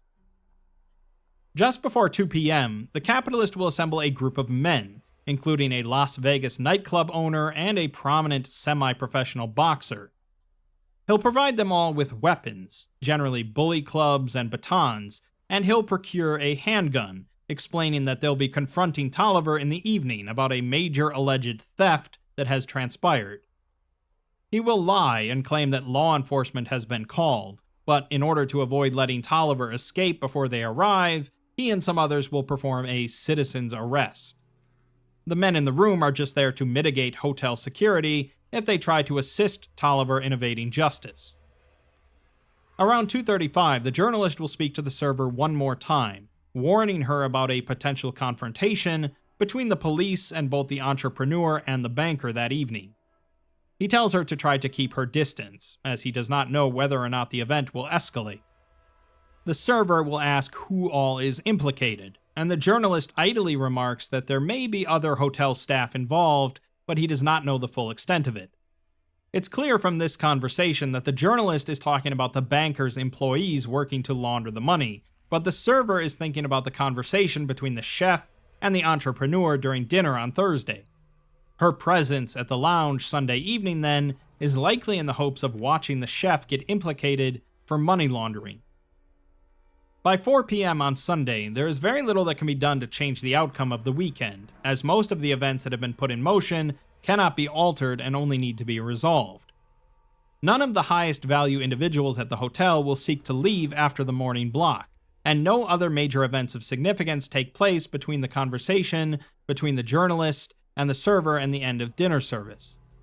Dinner service proceeds as normal, without any interruptions, and notably missing from the dining hall is the heiress, who spends a significant amount of time in the evening getting dressed and putting on makeup prior to leaving for the lounge at 8:45. At 8:52, the door to the penthouse opens, signaling the beginning of the Montezuma 11 activation event. At this point, there are 3 possible outcomes. In the first, the conditions of Montezuma 11 have not been fulfilled, a state known as an uncontrolled activation. During an uncontrolled activation, the fissure beneath 8947 will begin to expand at 10:51 and will not stop until midnight. This is the most disastrous outcome and has been experienced comparatively few times since the Foundation began monitoring 8947. Each instance was the result of the absence of the server from the lounge on Sunday night, either due to being compelled to leave with the journalist, being dead, or having left the hotel after the journalist or another prominent figure's death on Saturday. In the second scenario, the conditions of Montezuma 11 have been fulfilled, but there is not enough gold present within 8947 to satisfy the conditions of the protocol, a state known as a controlled activation. During a controlled activation, the fissure will only begin expanding once it is clear that there is not enough gold within the resort to fulfill the required amount. When the ritual described in this document's containment procedures takes place, and that quantity is satisfied, the fissure will immediately cease expanding. This has been the most common outcome historically, though the rate at which it occurs has been steadily decreasing over time, as 8947 game theory teams have been continuously optimizing the outcome. In the third scenario, the conditions of Montezuma 11 have been fulfilled, and there is enough gold present within 8947 to satisfy the conditions of the protocol, a state known as a resolved activation. The fissure does not expand in this scenario. At the end of all 3 scenarios, regardless of outcome, a fire breaks out within the hotel and casino and wholly consumes it. This fire is fully incorporeal and cannot harm living creatures, though the entities do appear to be burning alive throughout. Once this fire has burned out, the entities within will vanish and the activation event will end. We're then provided a timeline of events for the Montezuma 11 activation event, which is generally accurate during all 3 scenarios, although it wildly diverges near the end of the first scenario due to the absence of the server. In the event that most of the persons in the hotel have left, Tolliver will go to the lounge alone and sit there until shortly after 10:51. He will rise and walk to the edge of the fissure, formerly the location of the casino vault, and disappear sometime shortly afterwards. On one occasion, he could be heard saying, "Strange, I thought it would be different than this," before vanishing. In the timeline, the singer begins her set in the lounge at 9 p.m. Most of the prominent figures within 8947 arrive ahead of time, including all of the conspirators, the journalist, and the DA and his wife. At 9:03, Tolliver arrives, where he is greeted by the singer and the band. His entrance is met by applause from the crowd, and he is ushered onto the stage, where he offers a few polite introductions and thanks the crowd for attending the gala event. He takes his place at his table alongside, presumably, his granddaughter and A. Shaw.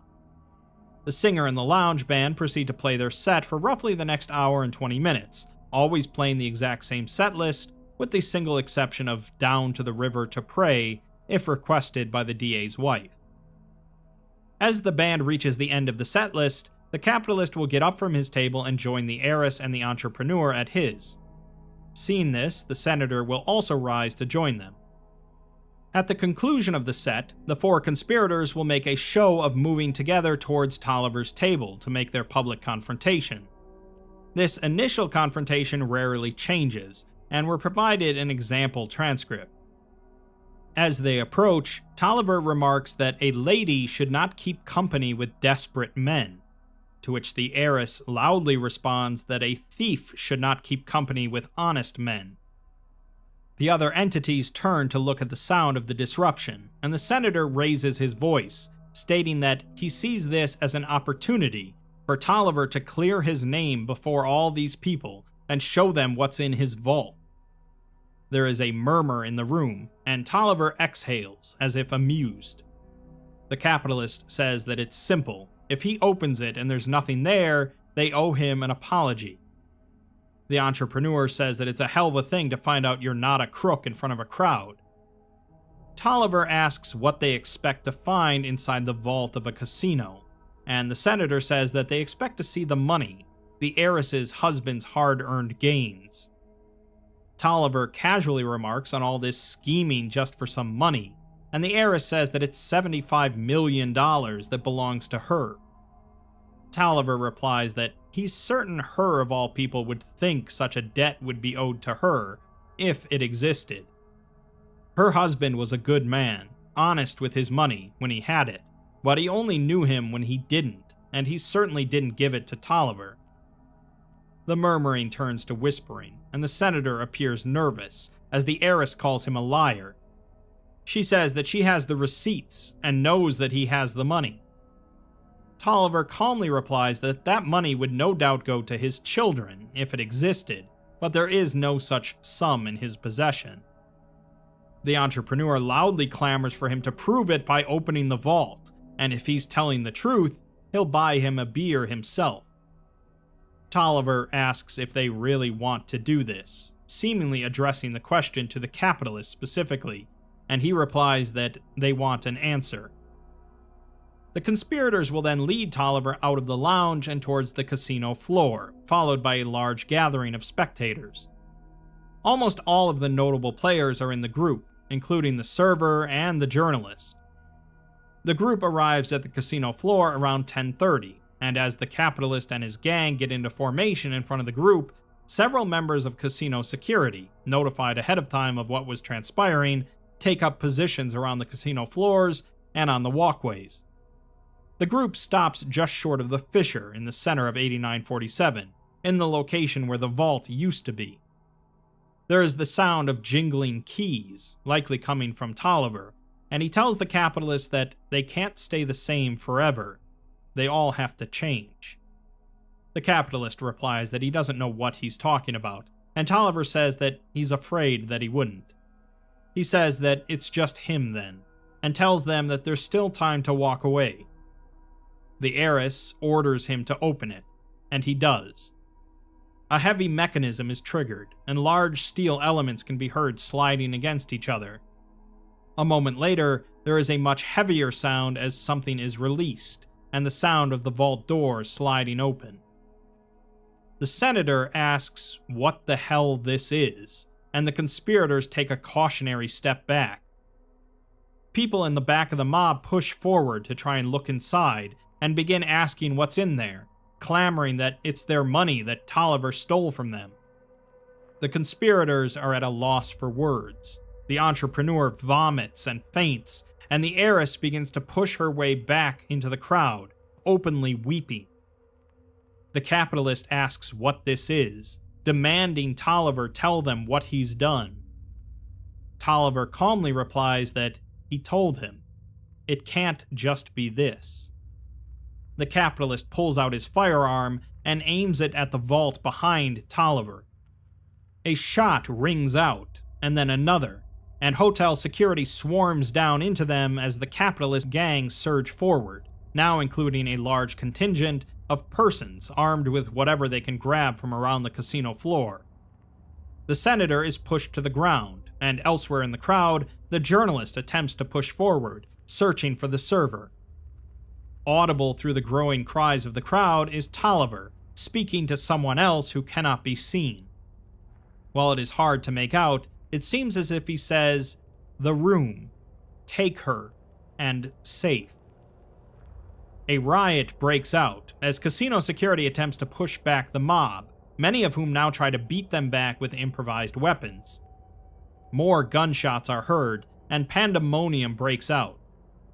This fight, while chaotic, tends to follow similar trends on repeat occurrences, always reaching its resolution right at 10:51, regardless of whether or not the server is in the crowd. Throughout the din, the journalist calls out for the server. The server, seeing an opportunity, moves quickly through the mob towards the chef, who is standing near the front of the group next to the capitalist. As she approaches, she pulls out her knife, staring at him. As she closes the distance, she makes one final leap forwards and extends the knife out in front of her. At the last minute, the chef sees her and turns sideways. She stumbles and falls forwards, hitting the ground right at the edge of the fissure, but not before the knife sticks into something invisible at around waist height. Tolliver shouts the word no repeatedly, and the room grows silent, all attention turning towards the vault.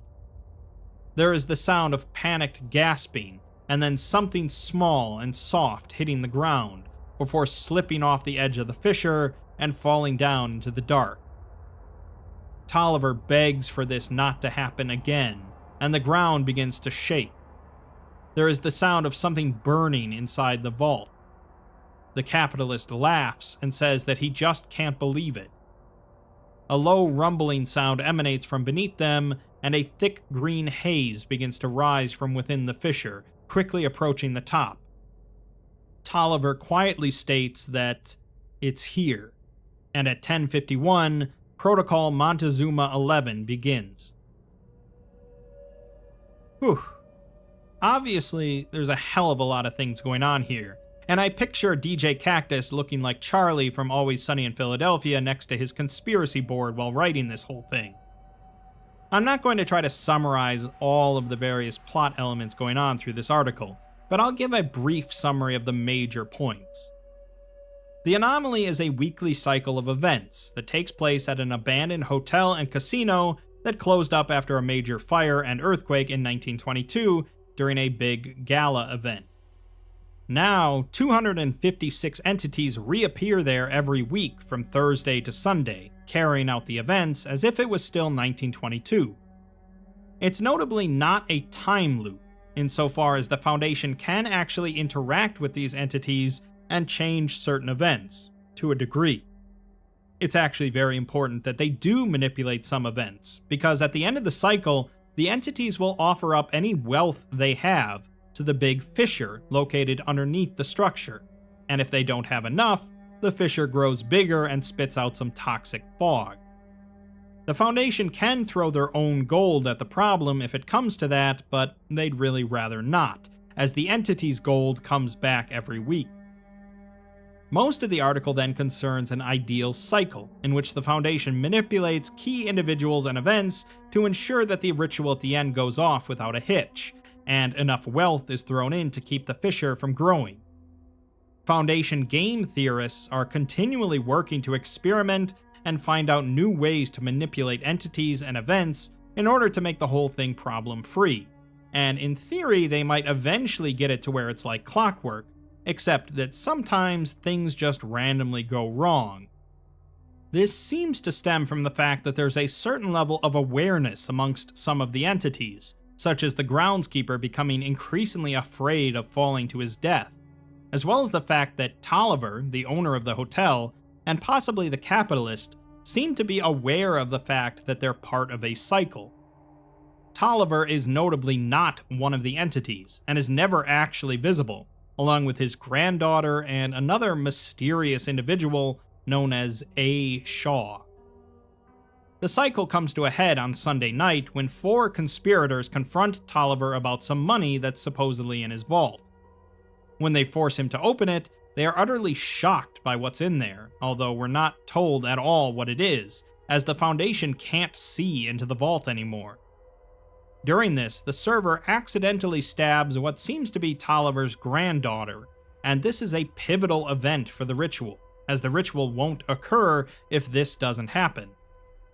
I'd rather not delve into too much speculation about everything going on here, but it seems that Tolliver became party to a god of greed. The exact nature of their relationship is unknown, although he seems to imply that perhaps he got all his wealth through a deal with this deity and later came to regret it, feeling a lack of purpose. It's quite possible that he was funneling large amounts of money towards the god, as the heiress's $75 million was missing, assuming that it was ever there.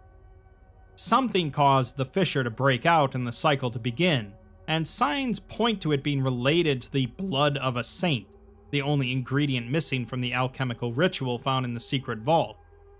It could be that the blood of Tolliver's innocent granddaughter was enough to enact some sort of ritual that went wrong, but it's still unclear who A. Shaw is or how he fits into the scheme of things. Obviously, it seems that the Foundation is continuing to pour gold into this god of greed, and there are subtle machinations that continue to plague their operation here, causing them to put in some more of their actual gold rather than the entity's recycled gold. It's certainly an incredibly complex article, especially with a whopping 72 footnotes, but the situation across the 4 days really comes alive with all the different characters, their motivations, and the Foundation's observations and interactions. It's similar in some ways to SCP-7819, No Vacancy, in which it showcases how the Foundation tackles some of these extreme locations, and all the ins and outs of working with complex anomalies. Really though, I think the most fascinating character here is the Groundskeeper, who seems to be able of being manipulated into doing just about anything, up to and including completing a complex alchemical ritual and turning himself into gold. Hopefully, they eventually figure out a way to prod him towards solving the whole thing, defeating the deity of greed, and rescuing the granddaughter, but maybe that's just wishful thinking.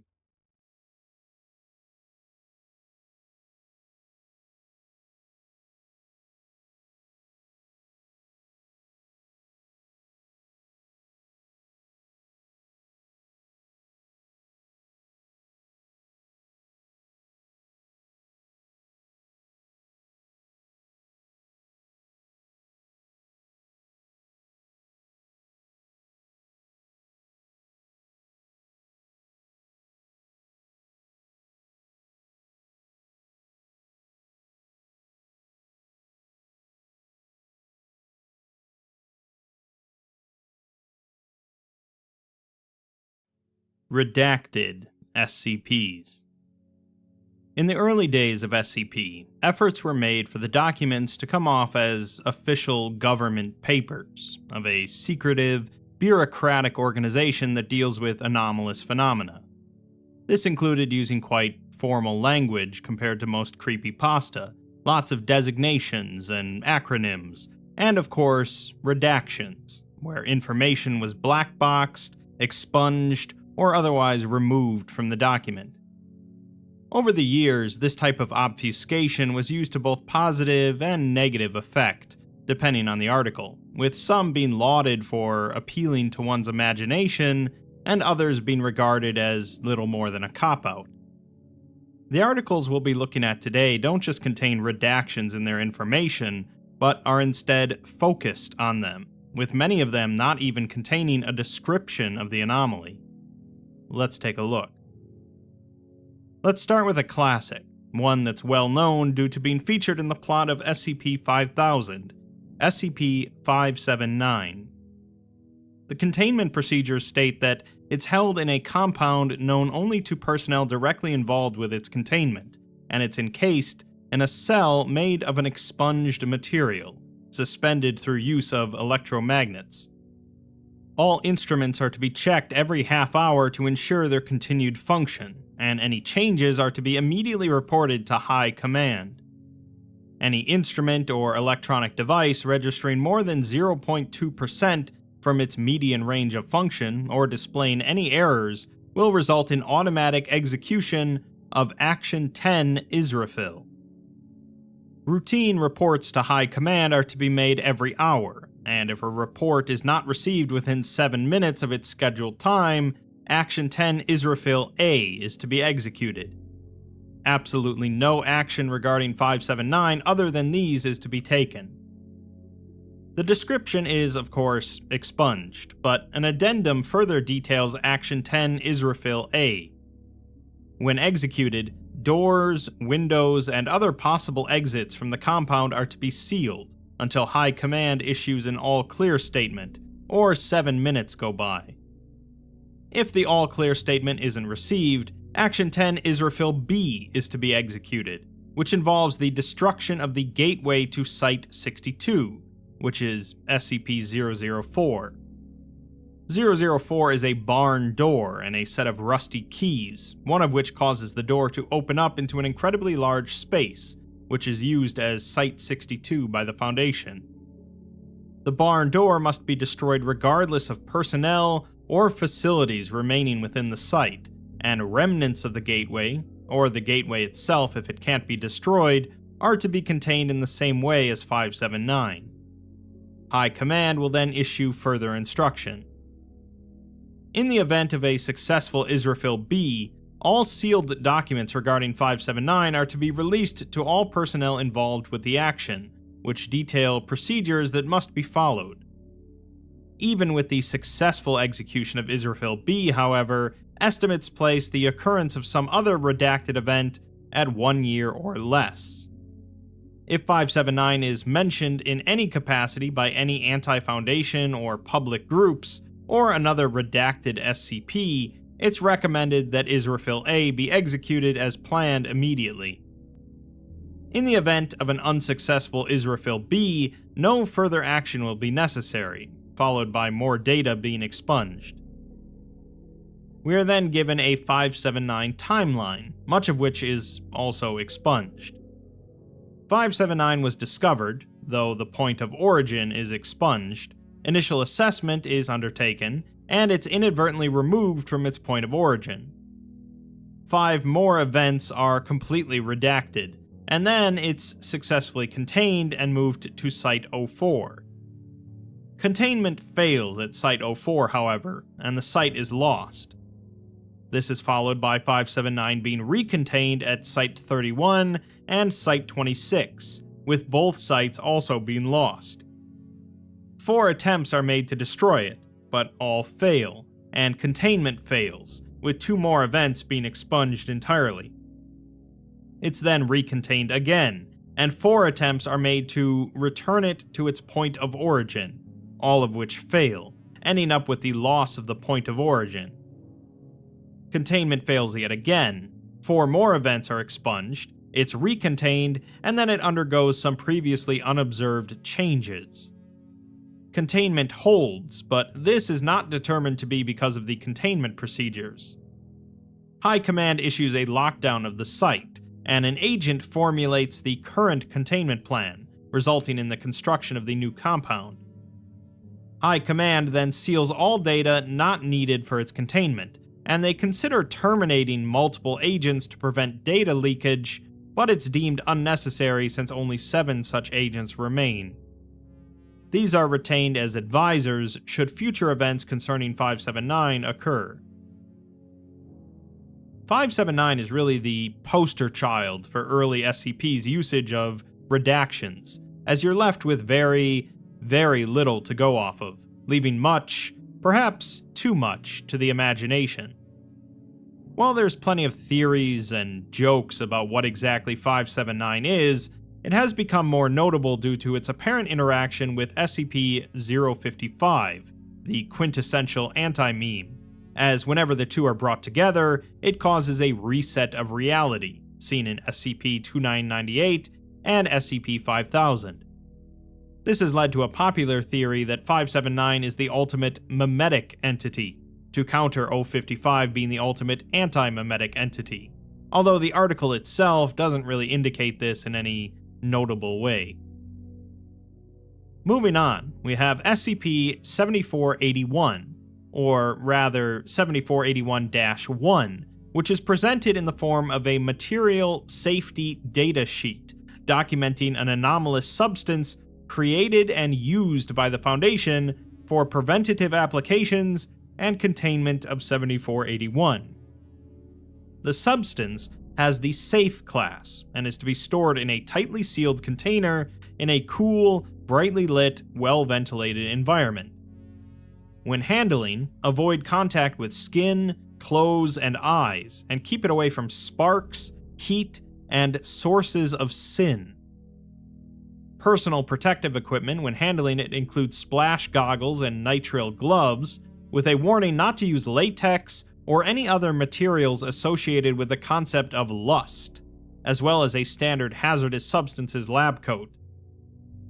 All facilities storing or utilizing it should have a holy water eye wash station, ventilation, and a safety shower. The substance is stable at room temperature, but may form explosive mixtures in high oxygen environments, and will degrade or self-replicate depending on local noospheric environment. Avoid excess heat, all forms of sin, Class 4 plastics, and confined spaces when working with it, and it's incompatible with strong oxidizers, strong bases, any substance associated with purification, such as bleach or soap, any plants from the Boswellia and Commiphora families, and any chemically inert metals like gold, silver, lead, and all platinum group metals. Under no circumstances is it to be brought into contact with any substance with a conceptual link to mirror polish, including all alcohol-based solvents, and it may undergo a Kierkegaard reaction with any substance containing significant amounts of sapient soul, such as maple syrup. It's listed as a controlled substance under the Vail Protocol, as a Class 12 anomalous substance, and it's cleared for use in civilian applications, both veiled and unveiled. For European regulation, it's listed as having limited evidence of a carcinogenic effect. It doesn't have any undue impact on protected sapients under the Garlic Control Act, and it does have mild amnestic effects as per the Right to Remember Act. For the US, it's classified as a hazardous air pollutant and toxic water pollutant, as well as a demonarcotic precursor, and is known to the Securities and Exchange Commission for its potential to induce various financial crimes. It has moderate aquatic ecotoxic effects and may disrupt ecosystems. It has significant noospheric effects if released, and it has minor veil impacting effects. The associated normalcy preservation organizations are the Knights Templar Reformed, the Roman Catholic Church, and the Foundation's Tactical Theology Department. The toxicity of the substance is about 20 milligrams per gram when inhaled by an average mouse, but this number is 10 times less when inhaled by a sapient mouse, using the standard hyper-intelligent model laboratory rodent developed by Prometheus Labs. It's noted to have a strong increase in behavioral defects related to aggression in mice, alongside an incensed drive for mating, and a noted decrease in monoamorous tendencies. There's also major nootoxic effects causing dissociation between the self and objects of faith held by the subject, with it currently being confirmed for Christian, Jewish, Muslim, Buddhist, Confucian, and Hindu beliefs, along with certain types of patriotism and faith in friends and family. Faith in the stock market and cryptocurrencies are unaffected. If absorbed by the skin, it can cause irritation and permanent reddening. If ingested, it can cause severe gastrointestinal distress and a permanent loss of taste. If inhaled, it's linked to causing narcissistic behavior and may cause necrotic effects in high concentrations. Contact with the eyes may cause blindness, intense cynicism, and feelings of jealousy, while contact with the soul may cause deep-seated corruption.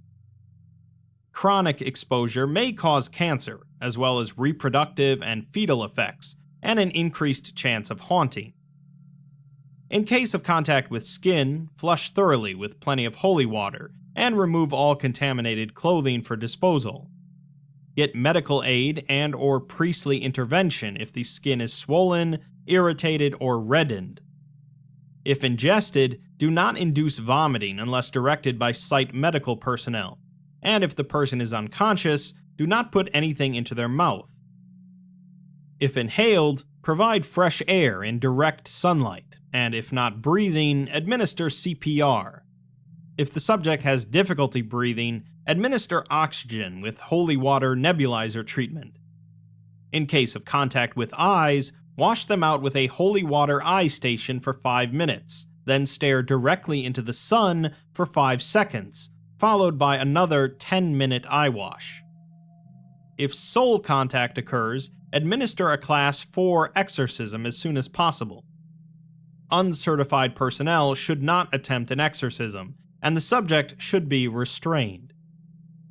Chemical waste involving the substance must be disposed of properly, and is not to be disposed of by burning, environmental disposal, or ritual cleansing without proper training. Lastly, in case of a major spill into the environment, local social media is to be algorithmically manipulated to provide cover for a regional upswing in violence. If a city in Europe or Latin America is affected, an association football match is to be held as soon as possible.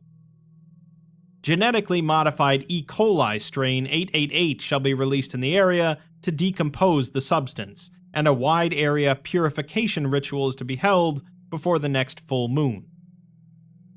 All third-party proposals to ban the substance's usage in consumer products on grounds of its status as a carcinogenic material are to be rejected through established bureaucratic channels. Due to widespread contamination in the area in the Gulf coastal lowlands of Florida, there is a significant personnel shortage for cleansing. Safety protocols for large-scale manufacturing and transport of the substance are under revision, with Florida now being used to study the effects of long-term exposure to 7481-1. An update notes that due to changes in containment protocols for 7481 because of a K-class event, spills of 7481-1 are not to be cleaned.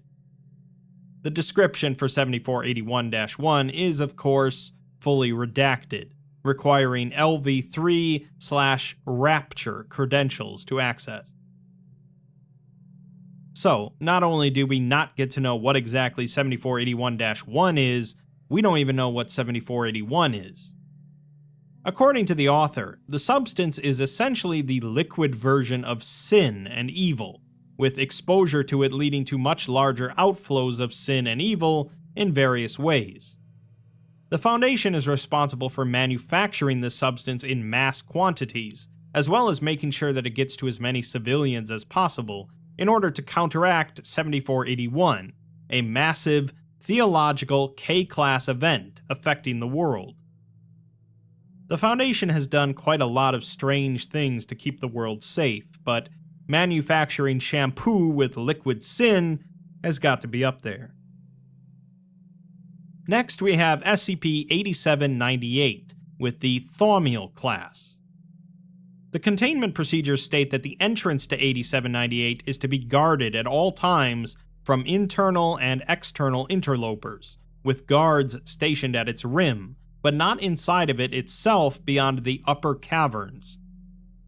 14 staircases currently connect the upper caverns to the lower districts, and no personnel except for D-class residents are to enter the lower districts without the express permission of the administrator or one of the surviving members of the O5 Council.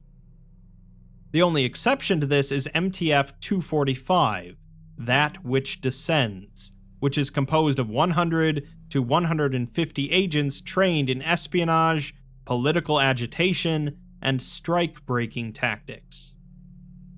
As the number of eligible candidates decreases, plans for recruitment of D-class personnel to the task force are currently under review. The two current strategies proposed are an offer of a light source and widespread religious inculcation of the populace into believing that the Foundation's role is messianic in nature, with the latter being favored as more reliable. MTF-245's exact orders are not to be released to general review.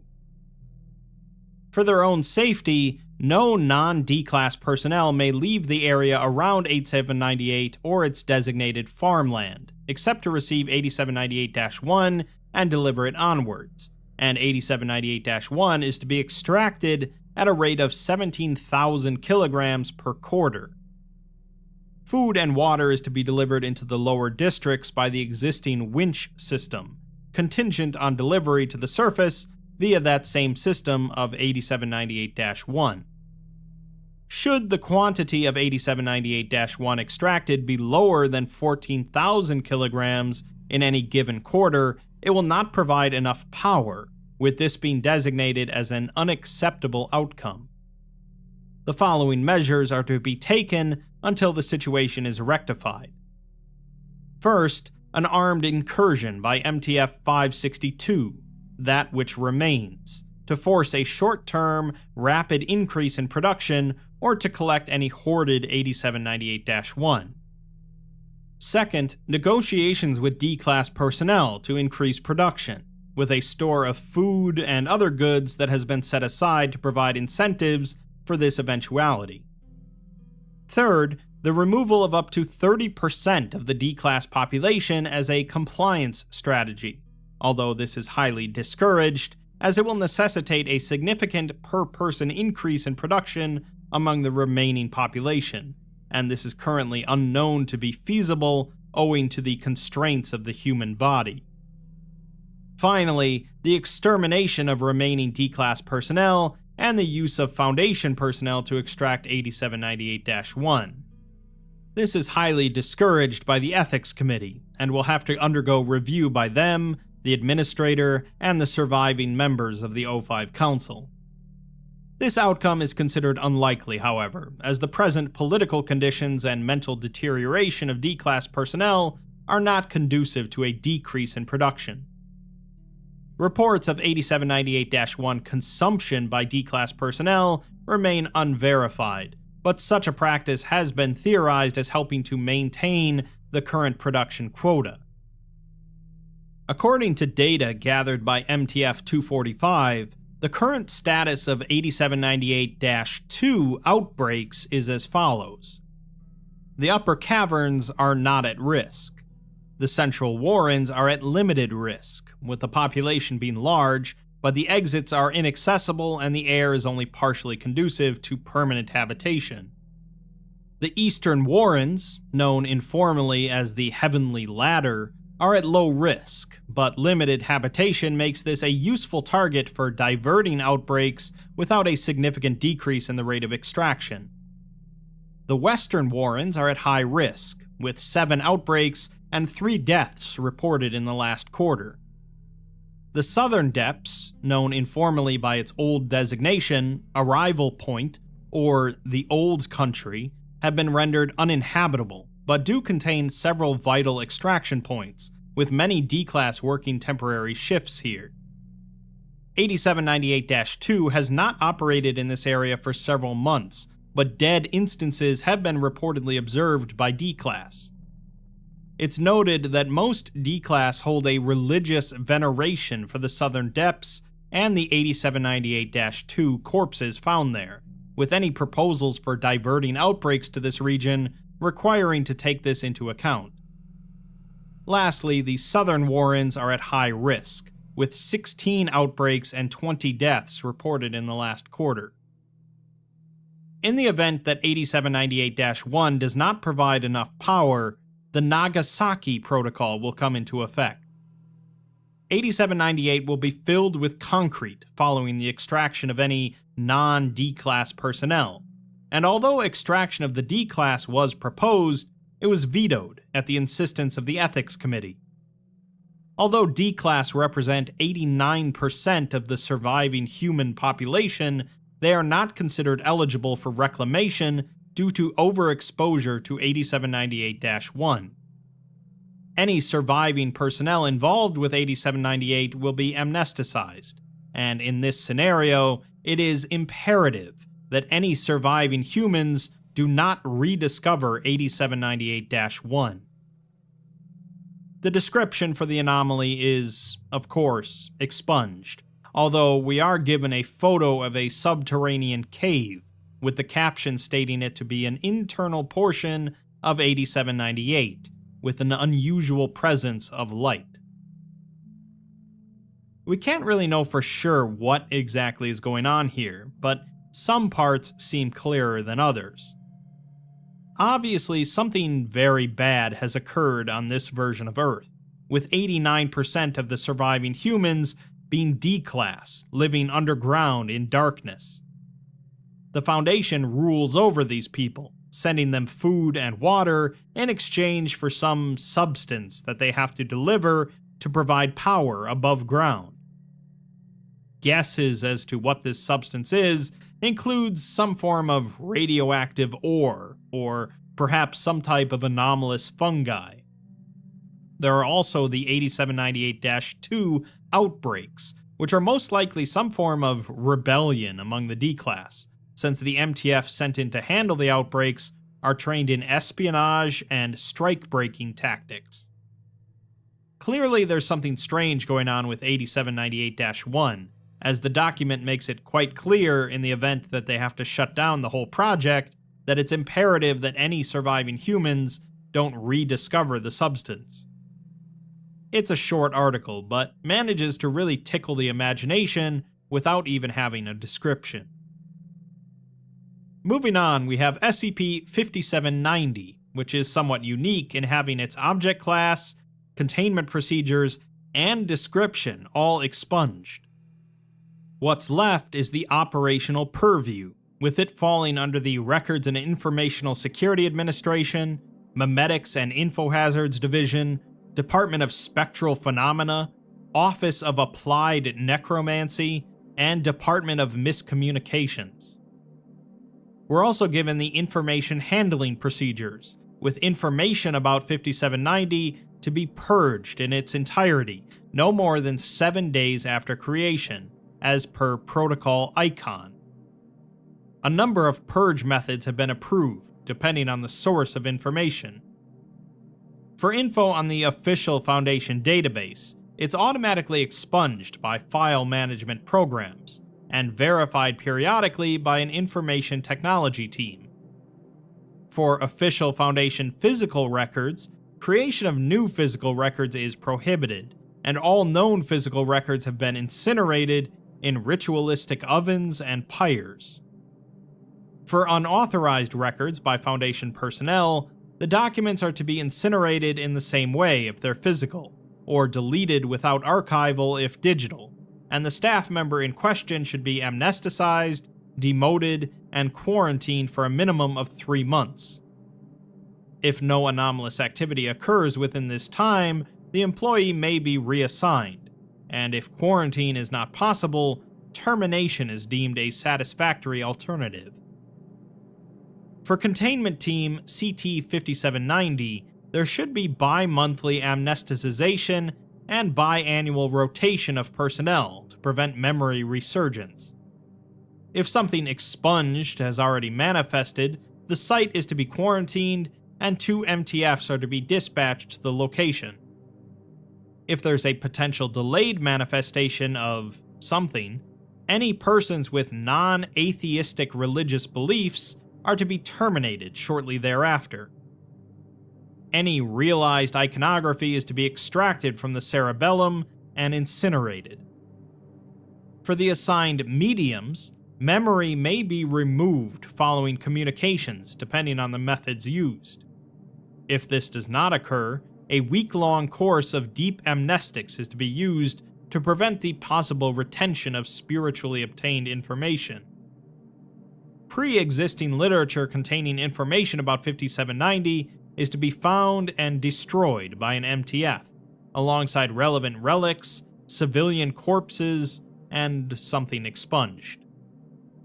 For this reason, all members of another MTF have been provided with portable exorcism equipment and trained in its usage. MTFs involved with the anomaly are to be administered amnestics following any related dispatch, and are to attend to no more than 2 incidents per year, with the exception of MTF Theta 0, for whom something that's been expunged.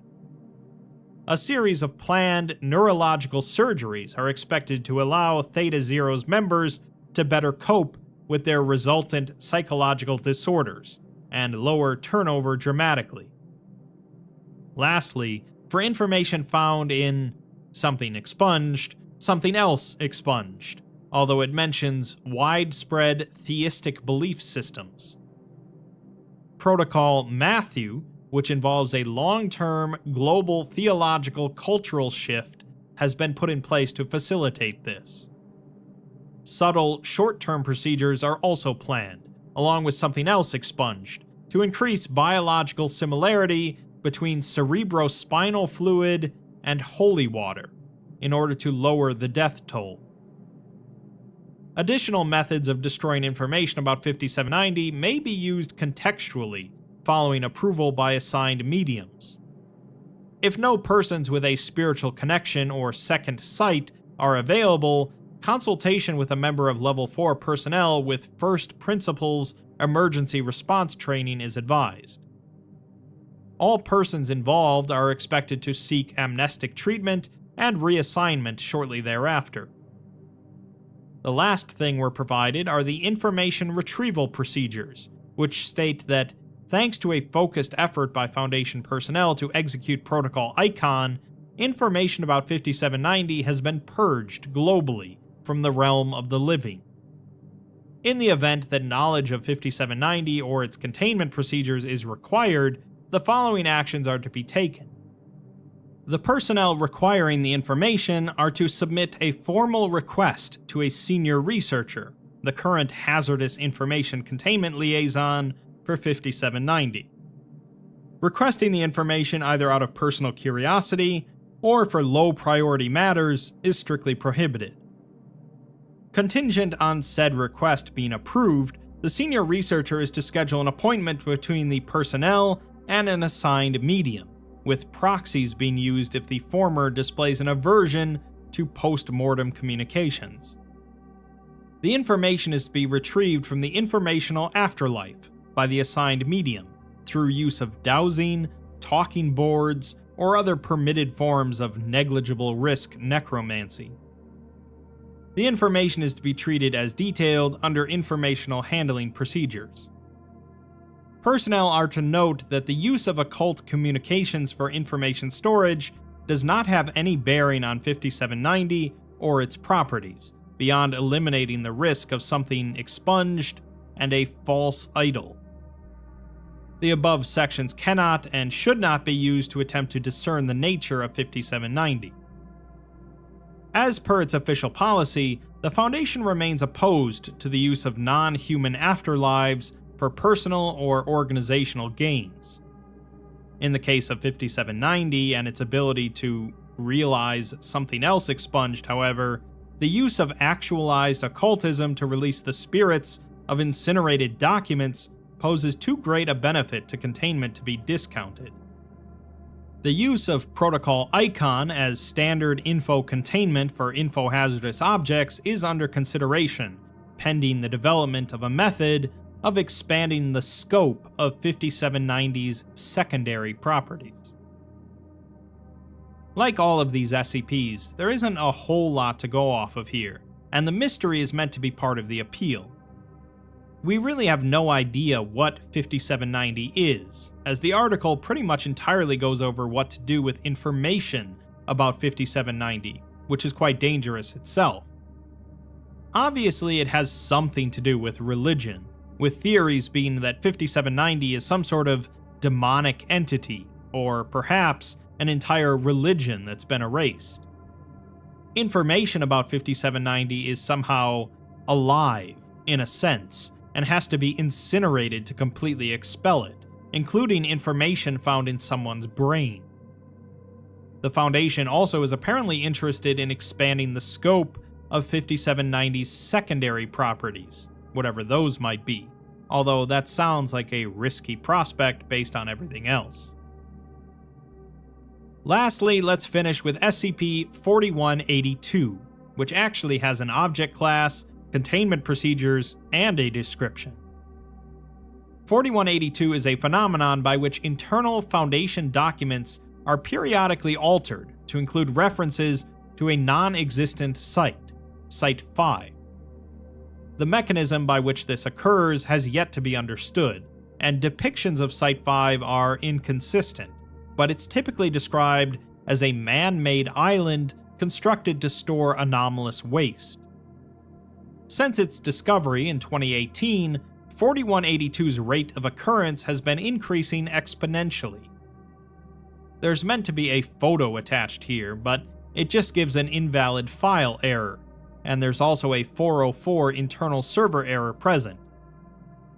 Following a link to restore the file to the previous revision gives us another version of the document, from 2015.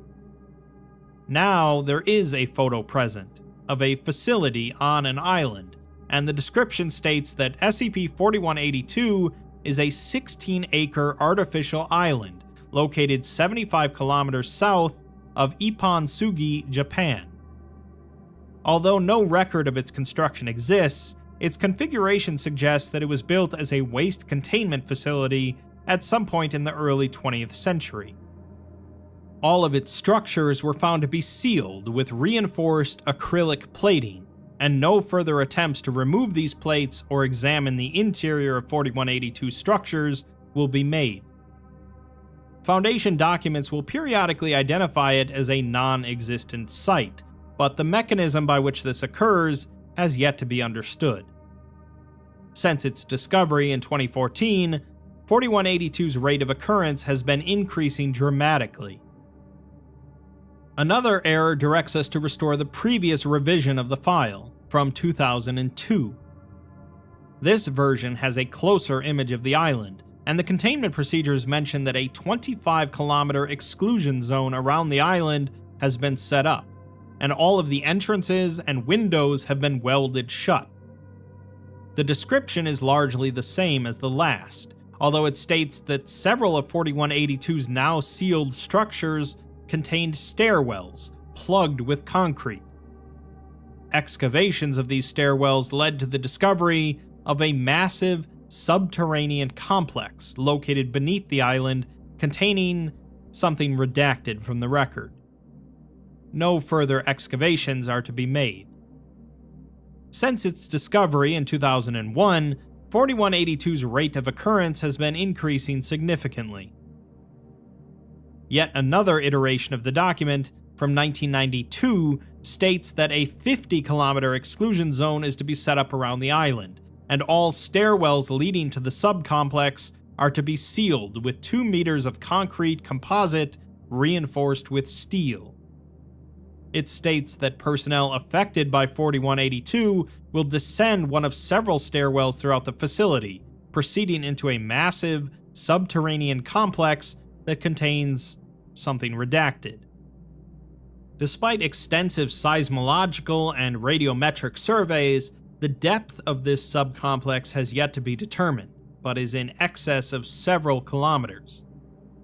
In 1989, a medical examination of several hundred bodies recovered from 4182 was conducted.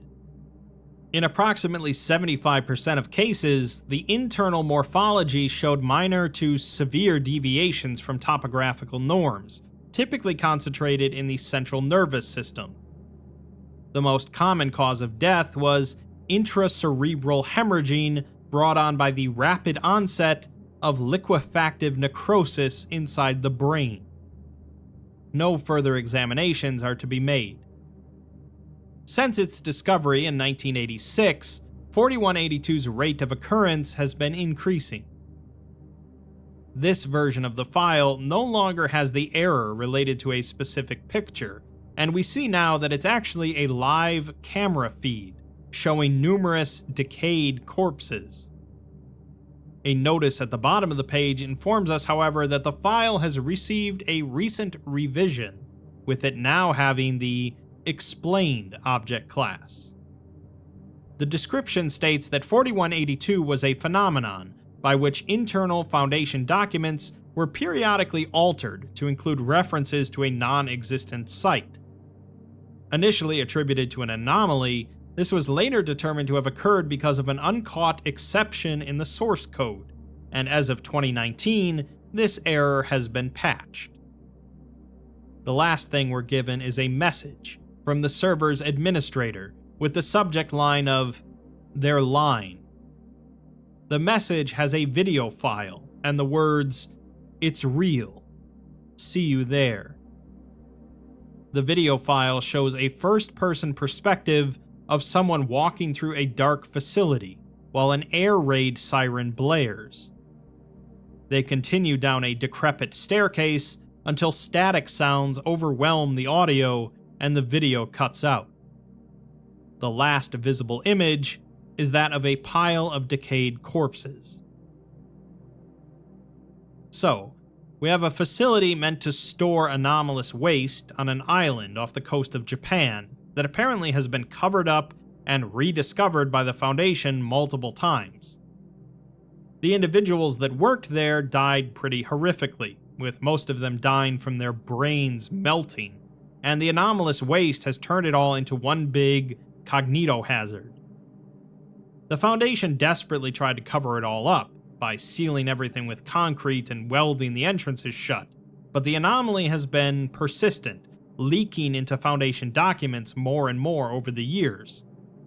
They thought they finally squashed it by fixing their server code, but then the server administrator himself got into Site 5 and sent a video back. Now it seems to be drawing more and more people to come to the island, to bear witness to the tragedy there. The article is meant to evoke the Department of Abnormalities, a forgotten branch of the Foundation that was specifically locked away, their deeds never meant to be rediscovered. In-universe, there's often very little good reason why certain aspects of SCP documents are redacted, as one would assume that a person accessing the document needs to know some of that crucial information. Out of universe, though, good usage of redactions and expungement can heighten an article's effect, letting imagination run wild rather than outright stating something. Of course, these articles go above and beyond that, using redactions themselves to tell a story. It's not an easy trick to pull off, which is why there's very few articles where the entire description is removed, but when done right, it creates a scintillating mystery.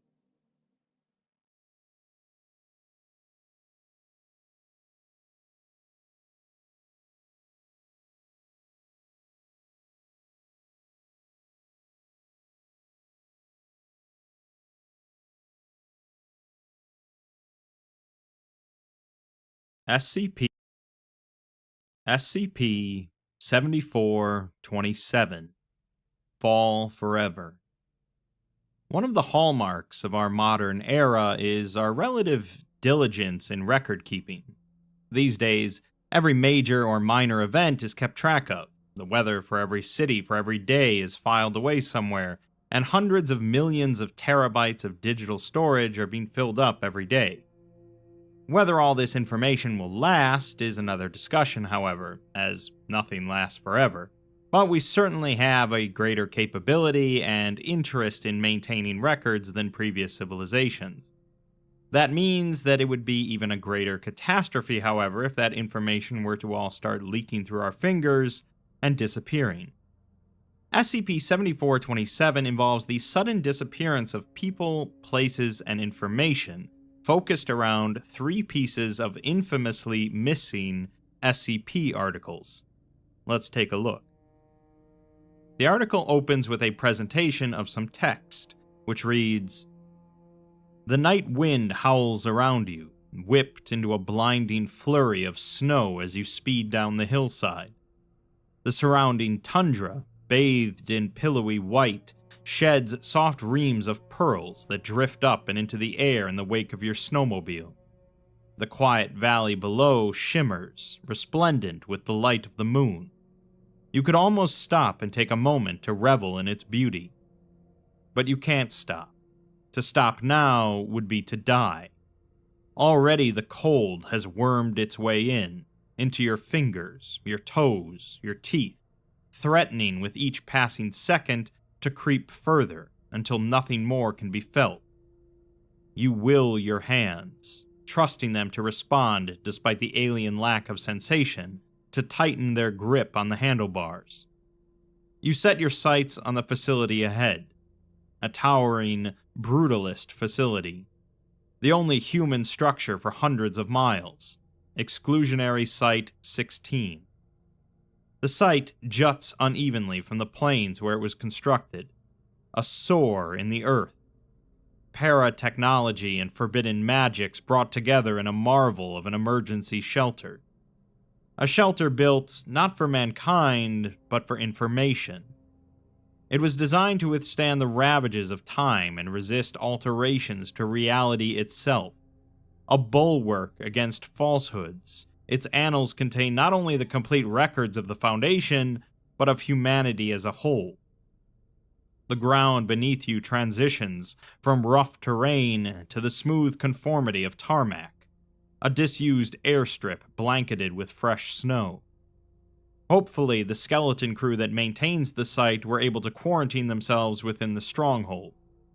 Hopefully, the skeleton crew that maintains the site were able to quarantine themselves within the stronghold. Hopefully. Proximity lights activate as you approach the entrance and kill the engine. At one time, you may have found the tall steel doors to be imposing, but at this point, they're a welcome sight. A keycard reader beside the door accepts your credentials. Records and Information Security Administration, Level 5 access. You take refuge in the unlit entryway, stepping around the front desk and into the hall beyond. All is quiet. A cursory look into several rooms reveals no sign of recent activity. No sign of survivors. You take a moment to retrieve a small inhaler from your rucksack, fasten it to a respirator, and press it to your face. A purplish, minty haze sprays from the device and fills the translucent mask. You breathe the Class W Nestix in deeply. The clarity it brings fortifies your mind. The elevator is functional. You board it and press the lowest button. You've several minutes of descent here. Records of Foundation affairs are contained at the lowest levels of the facility. In the stillness of the elevator, under the influence of powerful Nestix, an SCP file is called to the forefront of your mind, as clear in your recollection as if it was right in front of you. SCP-7427 refers to an anomalous meteorological phenomenon currently encompassing the entirety of the Earth. It presents physically as a blizzard that persists despite the lack of supporting weather systems, and is responsible for a worldwide reduction in average temperature by 8 degrees Celsius, or 15 degrees Fahrenheit, leading to the disruption of various ecosystems.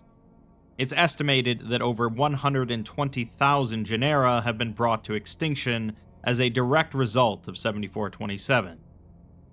While airborne and in motion, individual crystals of 7427 have been found to become selectively immaterial, allowing them to fall or be blown through persons and structures. The precipitation and gales of the blizzard exhibit additional effects that are deleterious to the conventional ontology, including loss of persons, loss of Loki, and loss of information. Those who are isolated will become susceptible to spontaneous cessation of existence, even occurring when individuals are still in close proximity, but simply breaking line of sight.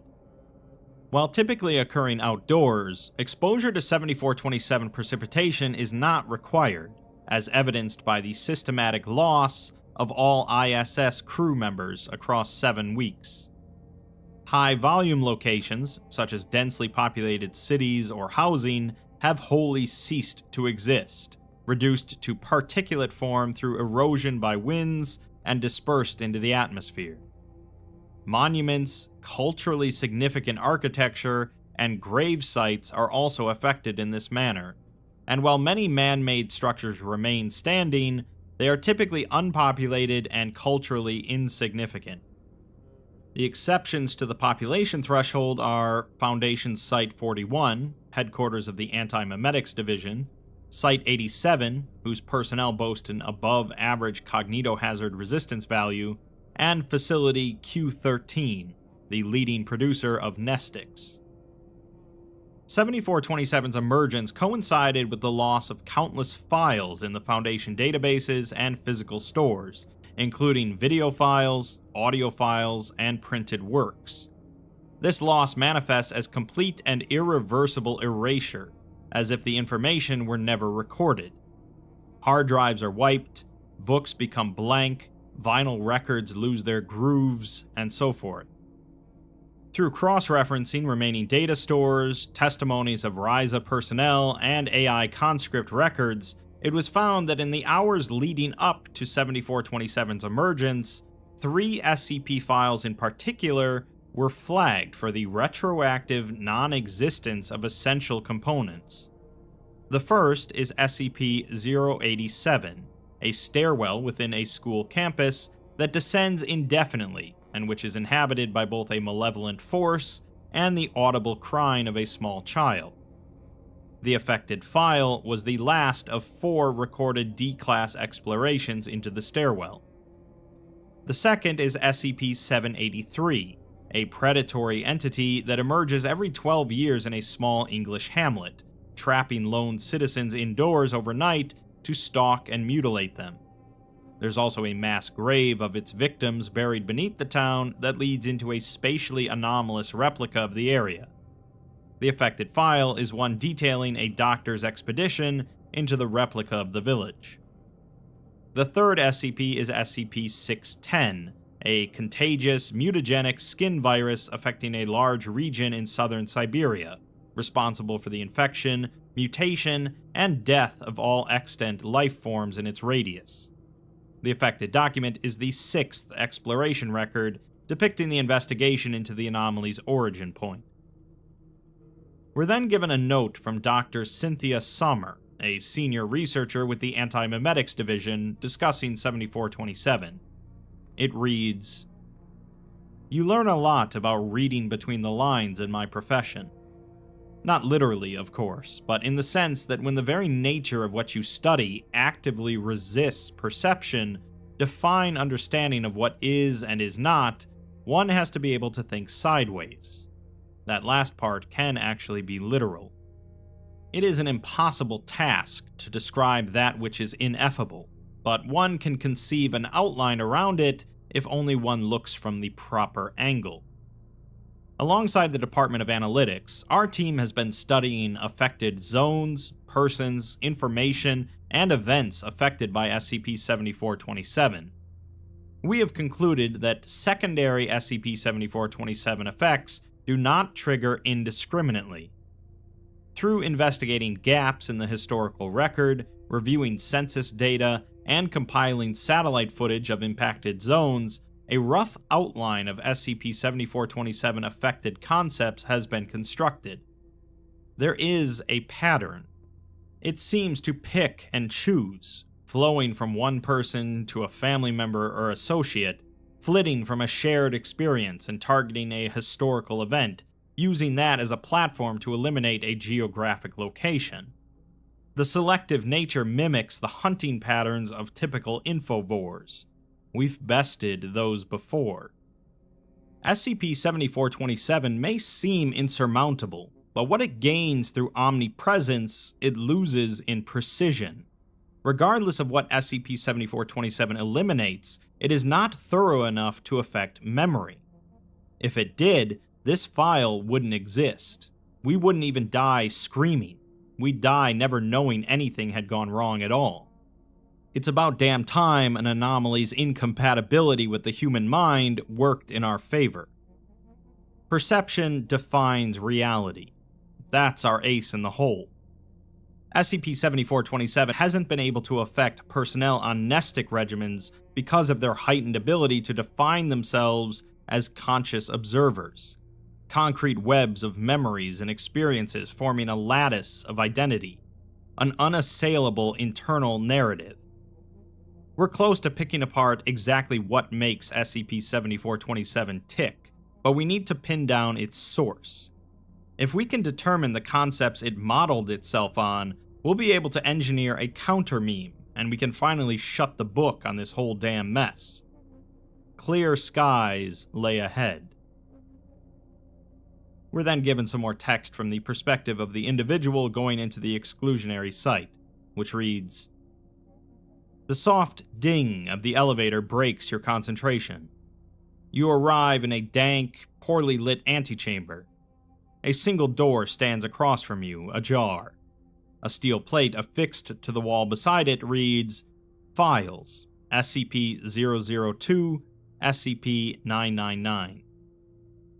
Crossing the threshold, you're struck by the musty aroma of old paper and moisture-regulated air. The files in here represent the oldest in the Foundation's annals, long predating the era digitation and advent of SkipNet. Thankfully, if you've been in one Foundation archive, you've been in them all. You make a beeline for the back of the room, brushing aside the occasional cobweb as you dart past countless floor-to-ceiling cabinets. There is only one file you need to find. One file that may be the linchpin to ending the storm. The cabinets lining the back wall contain files for SCP-002 through 099. You roll a ladder over to the drawer marked 080 to 089, pull it out by at least a solid yard, and start rifling through. Genome sequencing for SCP-081, the transcript of a play authored by SCP-082, interviews with Cassie. Near the very back of the drawer, you finally find it. SCP-087 and its associated files. The first few are mundane. The criminal history of the D-Class used in experimentation, amnesticization records for civilians, and expenditure reports. A hand-typed copy of the SCP file itself lies at the end of the stack. Appended to it are Exploration Logs 1, 2, 3, and there, exactly where it should be, the final log. You turn the page to document number 087-4 and begin to read. The fourth exploration log for SCP-087 features a 26-year-old male D-Class with an athletic build, possessing several years of experience as a volunteer professional with Yosemite Park's Wilderness Search and Rescue Team. He is provided with a rescue harness, an extra lamp, emergency flares, and provisions to sustain a day-long excursion, as well as recording equipment. The feed opens as the door is closed behind him, with the light fixture next to the door being the only source of light within SCP-087. The D-Class begins to descend into darkness, which sharply cuts off the light at the first step, and he remarks that they aren't paying him enough for this shit. The doctor back at Control asks him if he's ready to make his descent, as he drops a flare down the side of the railing, which fails to even illuminate the flight of stairs immediately below him. He asks if they offer profit sharing and says that he'll need to see their plans for vision and dental. The doctor reprimands him and asks again if he's ready to make his descent, and he begins to do so, remarking that he's just making light of it. As he chuckles to himself, he activates his headlamp, which illuminates roughly half of the flight ahead of him. He continues descending, noting that this isn't too bad, as he thought the stairs would just continue all in one direction, and how much it would suck to trip and tumble down infinite stairs. As he makes it down to the third flight, he stops suddenly and looks down over the railing. He asks if they hear that, and begins shouting, asking if someone is hurt. He tells Control that he hears a kid down there that doesn't seem to be responding, and asks if that's their rescue. The doctor tells him to continue, as that's consistent with previous subjects' experiences. The D-Class mocks this, asking if he can talk to a real person, but he continues. He asks how deep this stairwell is, but the doctor doesn't respond. As he continues, a pale white face is seen clearly in the darkness above him, but he passes without noting it. The doctor finally responds, saying that that's yet to be determined, and they're hoping he can help them answer that. The D-Class continues to descend for 15 more minutes, making it down to the 96th landing, before he asks if they know who the kid is. The doctor replies that he has a rescue harness because there's a possibility that there's a lost child down there, but they cannot be certain of it at this time. The D-Class asks if it could be a recording then, or something that sounds like a child, like mimesis. The doctor explains that the latter is within the realm of possibility, although there's far too much deviation in verbiage and tone for it to be a looped recording, and he thinks that the word he's looking for is mimetic. Mimetic is used in a biological sense, while mimesis is more to do with artistic representation, the imitation of life and nature through mediums such as paint or poetry. The D-Class pauses to peer over the railing and tells the doctor to let him hold on to the hope that it is mimesis, as he'd much rather find a painting down there than something pretending to be a person. The doctor continues to say that mimesis wasn't seen as entirely harmless, as Plato, for example, opined that the arts were incapable of imparting truth, a falsification of reality. He saw it as something capable of leading to immorality, an indulgence of passion. The doctor certainly seems like someone fun at parties, and the D-Class remarks that he would have asked him about art theory 30 floors ago if he knew that's what it took to open him up. He asks if he's ever thought about teaching, leading the doctor to quip that no, as his employer offers unrivaled vision and dental. The D-Class laughs, but it's cut off by the grating screech of rending metal. The camera jerks wildly as the D-Class looks about in a panic, and the doctor asks if he's alright. He says that he's fine, and thinks that it came from somewhere down below him. He calms down as he continues descending for the next 10 minutes, leading to the discovery of a new deviation on the 163rd floor. Before him is a series of glinting points in the darkness of the flight below, reflecting the light of his torch despite their occlusion in the dark of the stairwell. His gaze remains fixed as he slowly advances, glancing away momentarily to check his footing. He leads with his left foot in a sidestep, body half-turned, prepared to run. Several jet-black protrusions come slowly into view, with ragged, sharp metallic points that glisten in the approaching light. The metal railing on either side of the stairwell has been violently twisted and bent, with some sections split along their length, while others are torn clean from the concrete, leaving cracks along the walls and edge of the stairs. The longest sections twist and extrude well into the D-Class's path, with jagged ends turned towards him. The doctor asks if he's able to proceed, and he carefully approaches, glancing in all directions. He sidesteps, stooping below and between mangled portions of the railing, and the camera catches a bright white point on the stairway above him. Coming to a stop, he focuses on it, seeing the pale white face unmoving. He asks the doctor to tell him what the hell he's looking at, as the face begins to slowly advance. Though it is not known to possess a body, it moves at a staggered pace, quivering before pausing and quivering again, as if it is ambulating downwards one step at a time.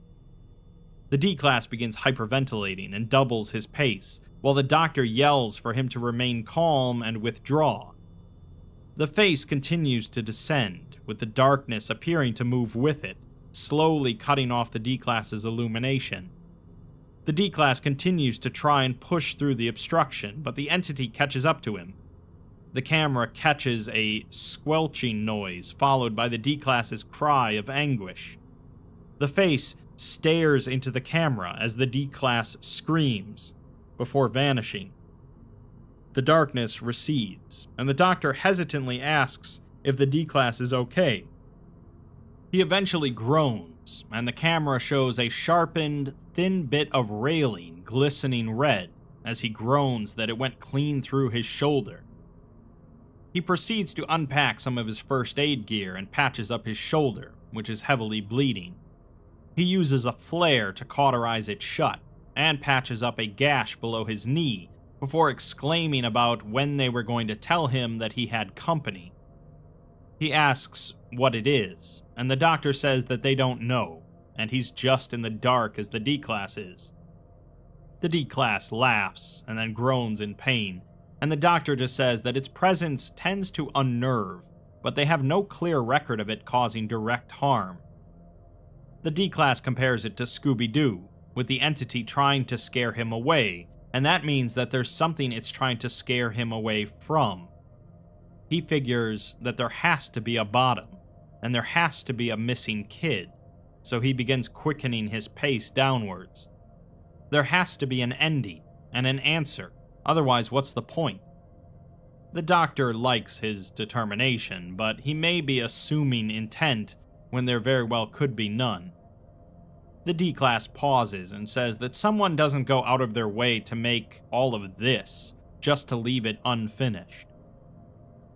He continues his descent for a further 2 hours before taking a 20-minute break on the 387th landing, before continuing for another hour and a half.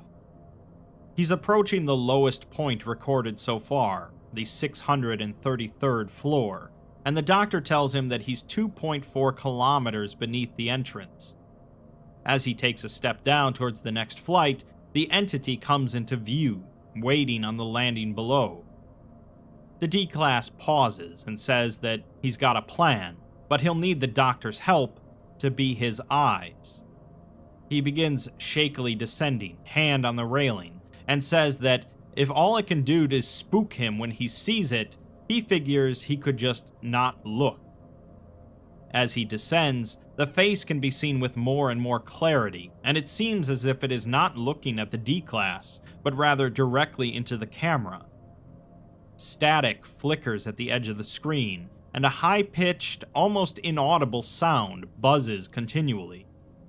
The Doctor tells the D-Class to take a break, but the D-Class insists that they're finishing this.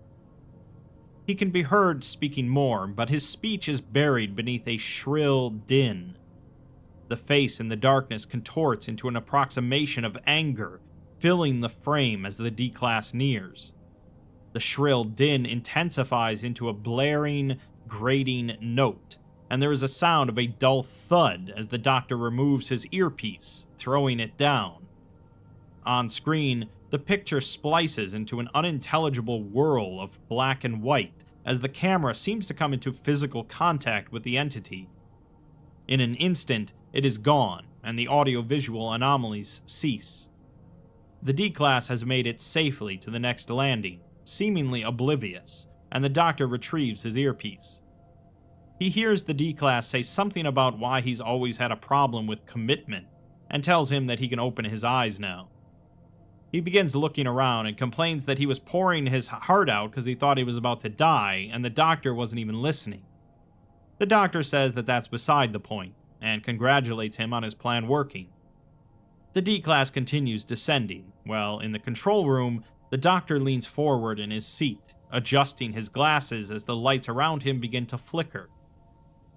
The person reading this document notes that they shouldn't be able to witness anything in the control room, as that wouldn't have been included in the transcript. The Doctor asks someone else what's going on with the lights, before realizing that the rest of his team is entirely gone. The facility lights begin to malfunction, casting the control room in near darkness. Several monitors continue to operate, but their displays are overtaken by a cascade of error messages. Each screen casts a sickly cone of light across the otherwise pitch-black room. The Doctor exclaims as the D-Class asks what's going on. The area illuminated by the monitors begins to recede, as if their light cannot escape the immediate surface of their screens, leaving each as a single point of white in the black of the facility. One by one, each screen blinks out in turn, until nothing further can be seen. The pleading voice of a crying child can be heard, and the Doctor states that it's here. The D-Class asks what he means, and the Doctor says that the darkness, everything, it's here. The individual reading the document notes that SCP-087 is among the oldest files declassified to new recruits, and they know for a fact that it never broke containment. They flip to the first page to confirm that they are in fact reading the right file, which they are. They flip back then, and become aware of how many pages are still left, wondering if there were that many to begin with. The D-Class tells the Doctor that he's going to be alright, asking if he has a light source on him, The doctor just whimpers as the D-Class quickens his descent down the stairwell. He yells for the doctor to snap out of it, and the doctor says that he has a phone, but he can't find it. The D-Class reassures him that it's okay, and if that thing is out there, it can't hurt him. He asks if anyone knows where he is, and if help is on the way. The doctor replies that security does, but they should have been here by now. The D-Class rapidly descends down flights of steps, stating that the thing just doesn't want them to finish this. Within the control room, an orbit of maroon light falls from above, a lit flare in its center. As the room is momentarily cast in its light, it can be seen that the interior has shifted dramatically, the floor bending and sloping upwards and downwards away from where the doctor is cowering. At the center of the room is a deep, dark, unrelenting expanse. The doctor looks about his surroundings in a panic in the fleeting moment that sight is possible before the flare continues its journey down into the pit below. The doctor screams and begs for help as the pleading voice within the stairwell grows louder, becoming in sync with the doctor. The D-Class shouts that he's going to get him out of there, charging down the flights of steps now. The pleading grows louder and louder as he makes his way to the 633rd floor, where he suddenly stops. On the ground lies a mess of shredded fabric, the remains of a standard-issue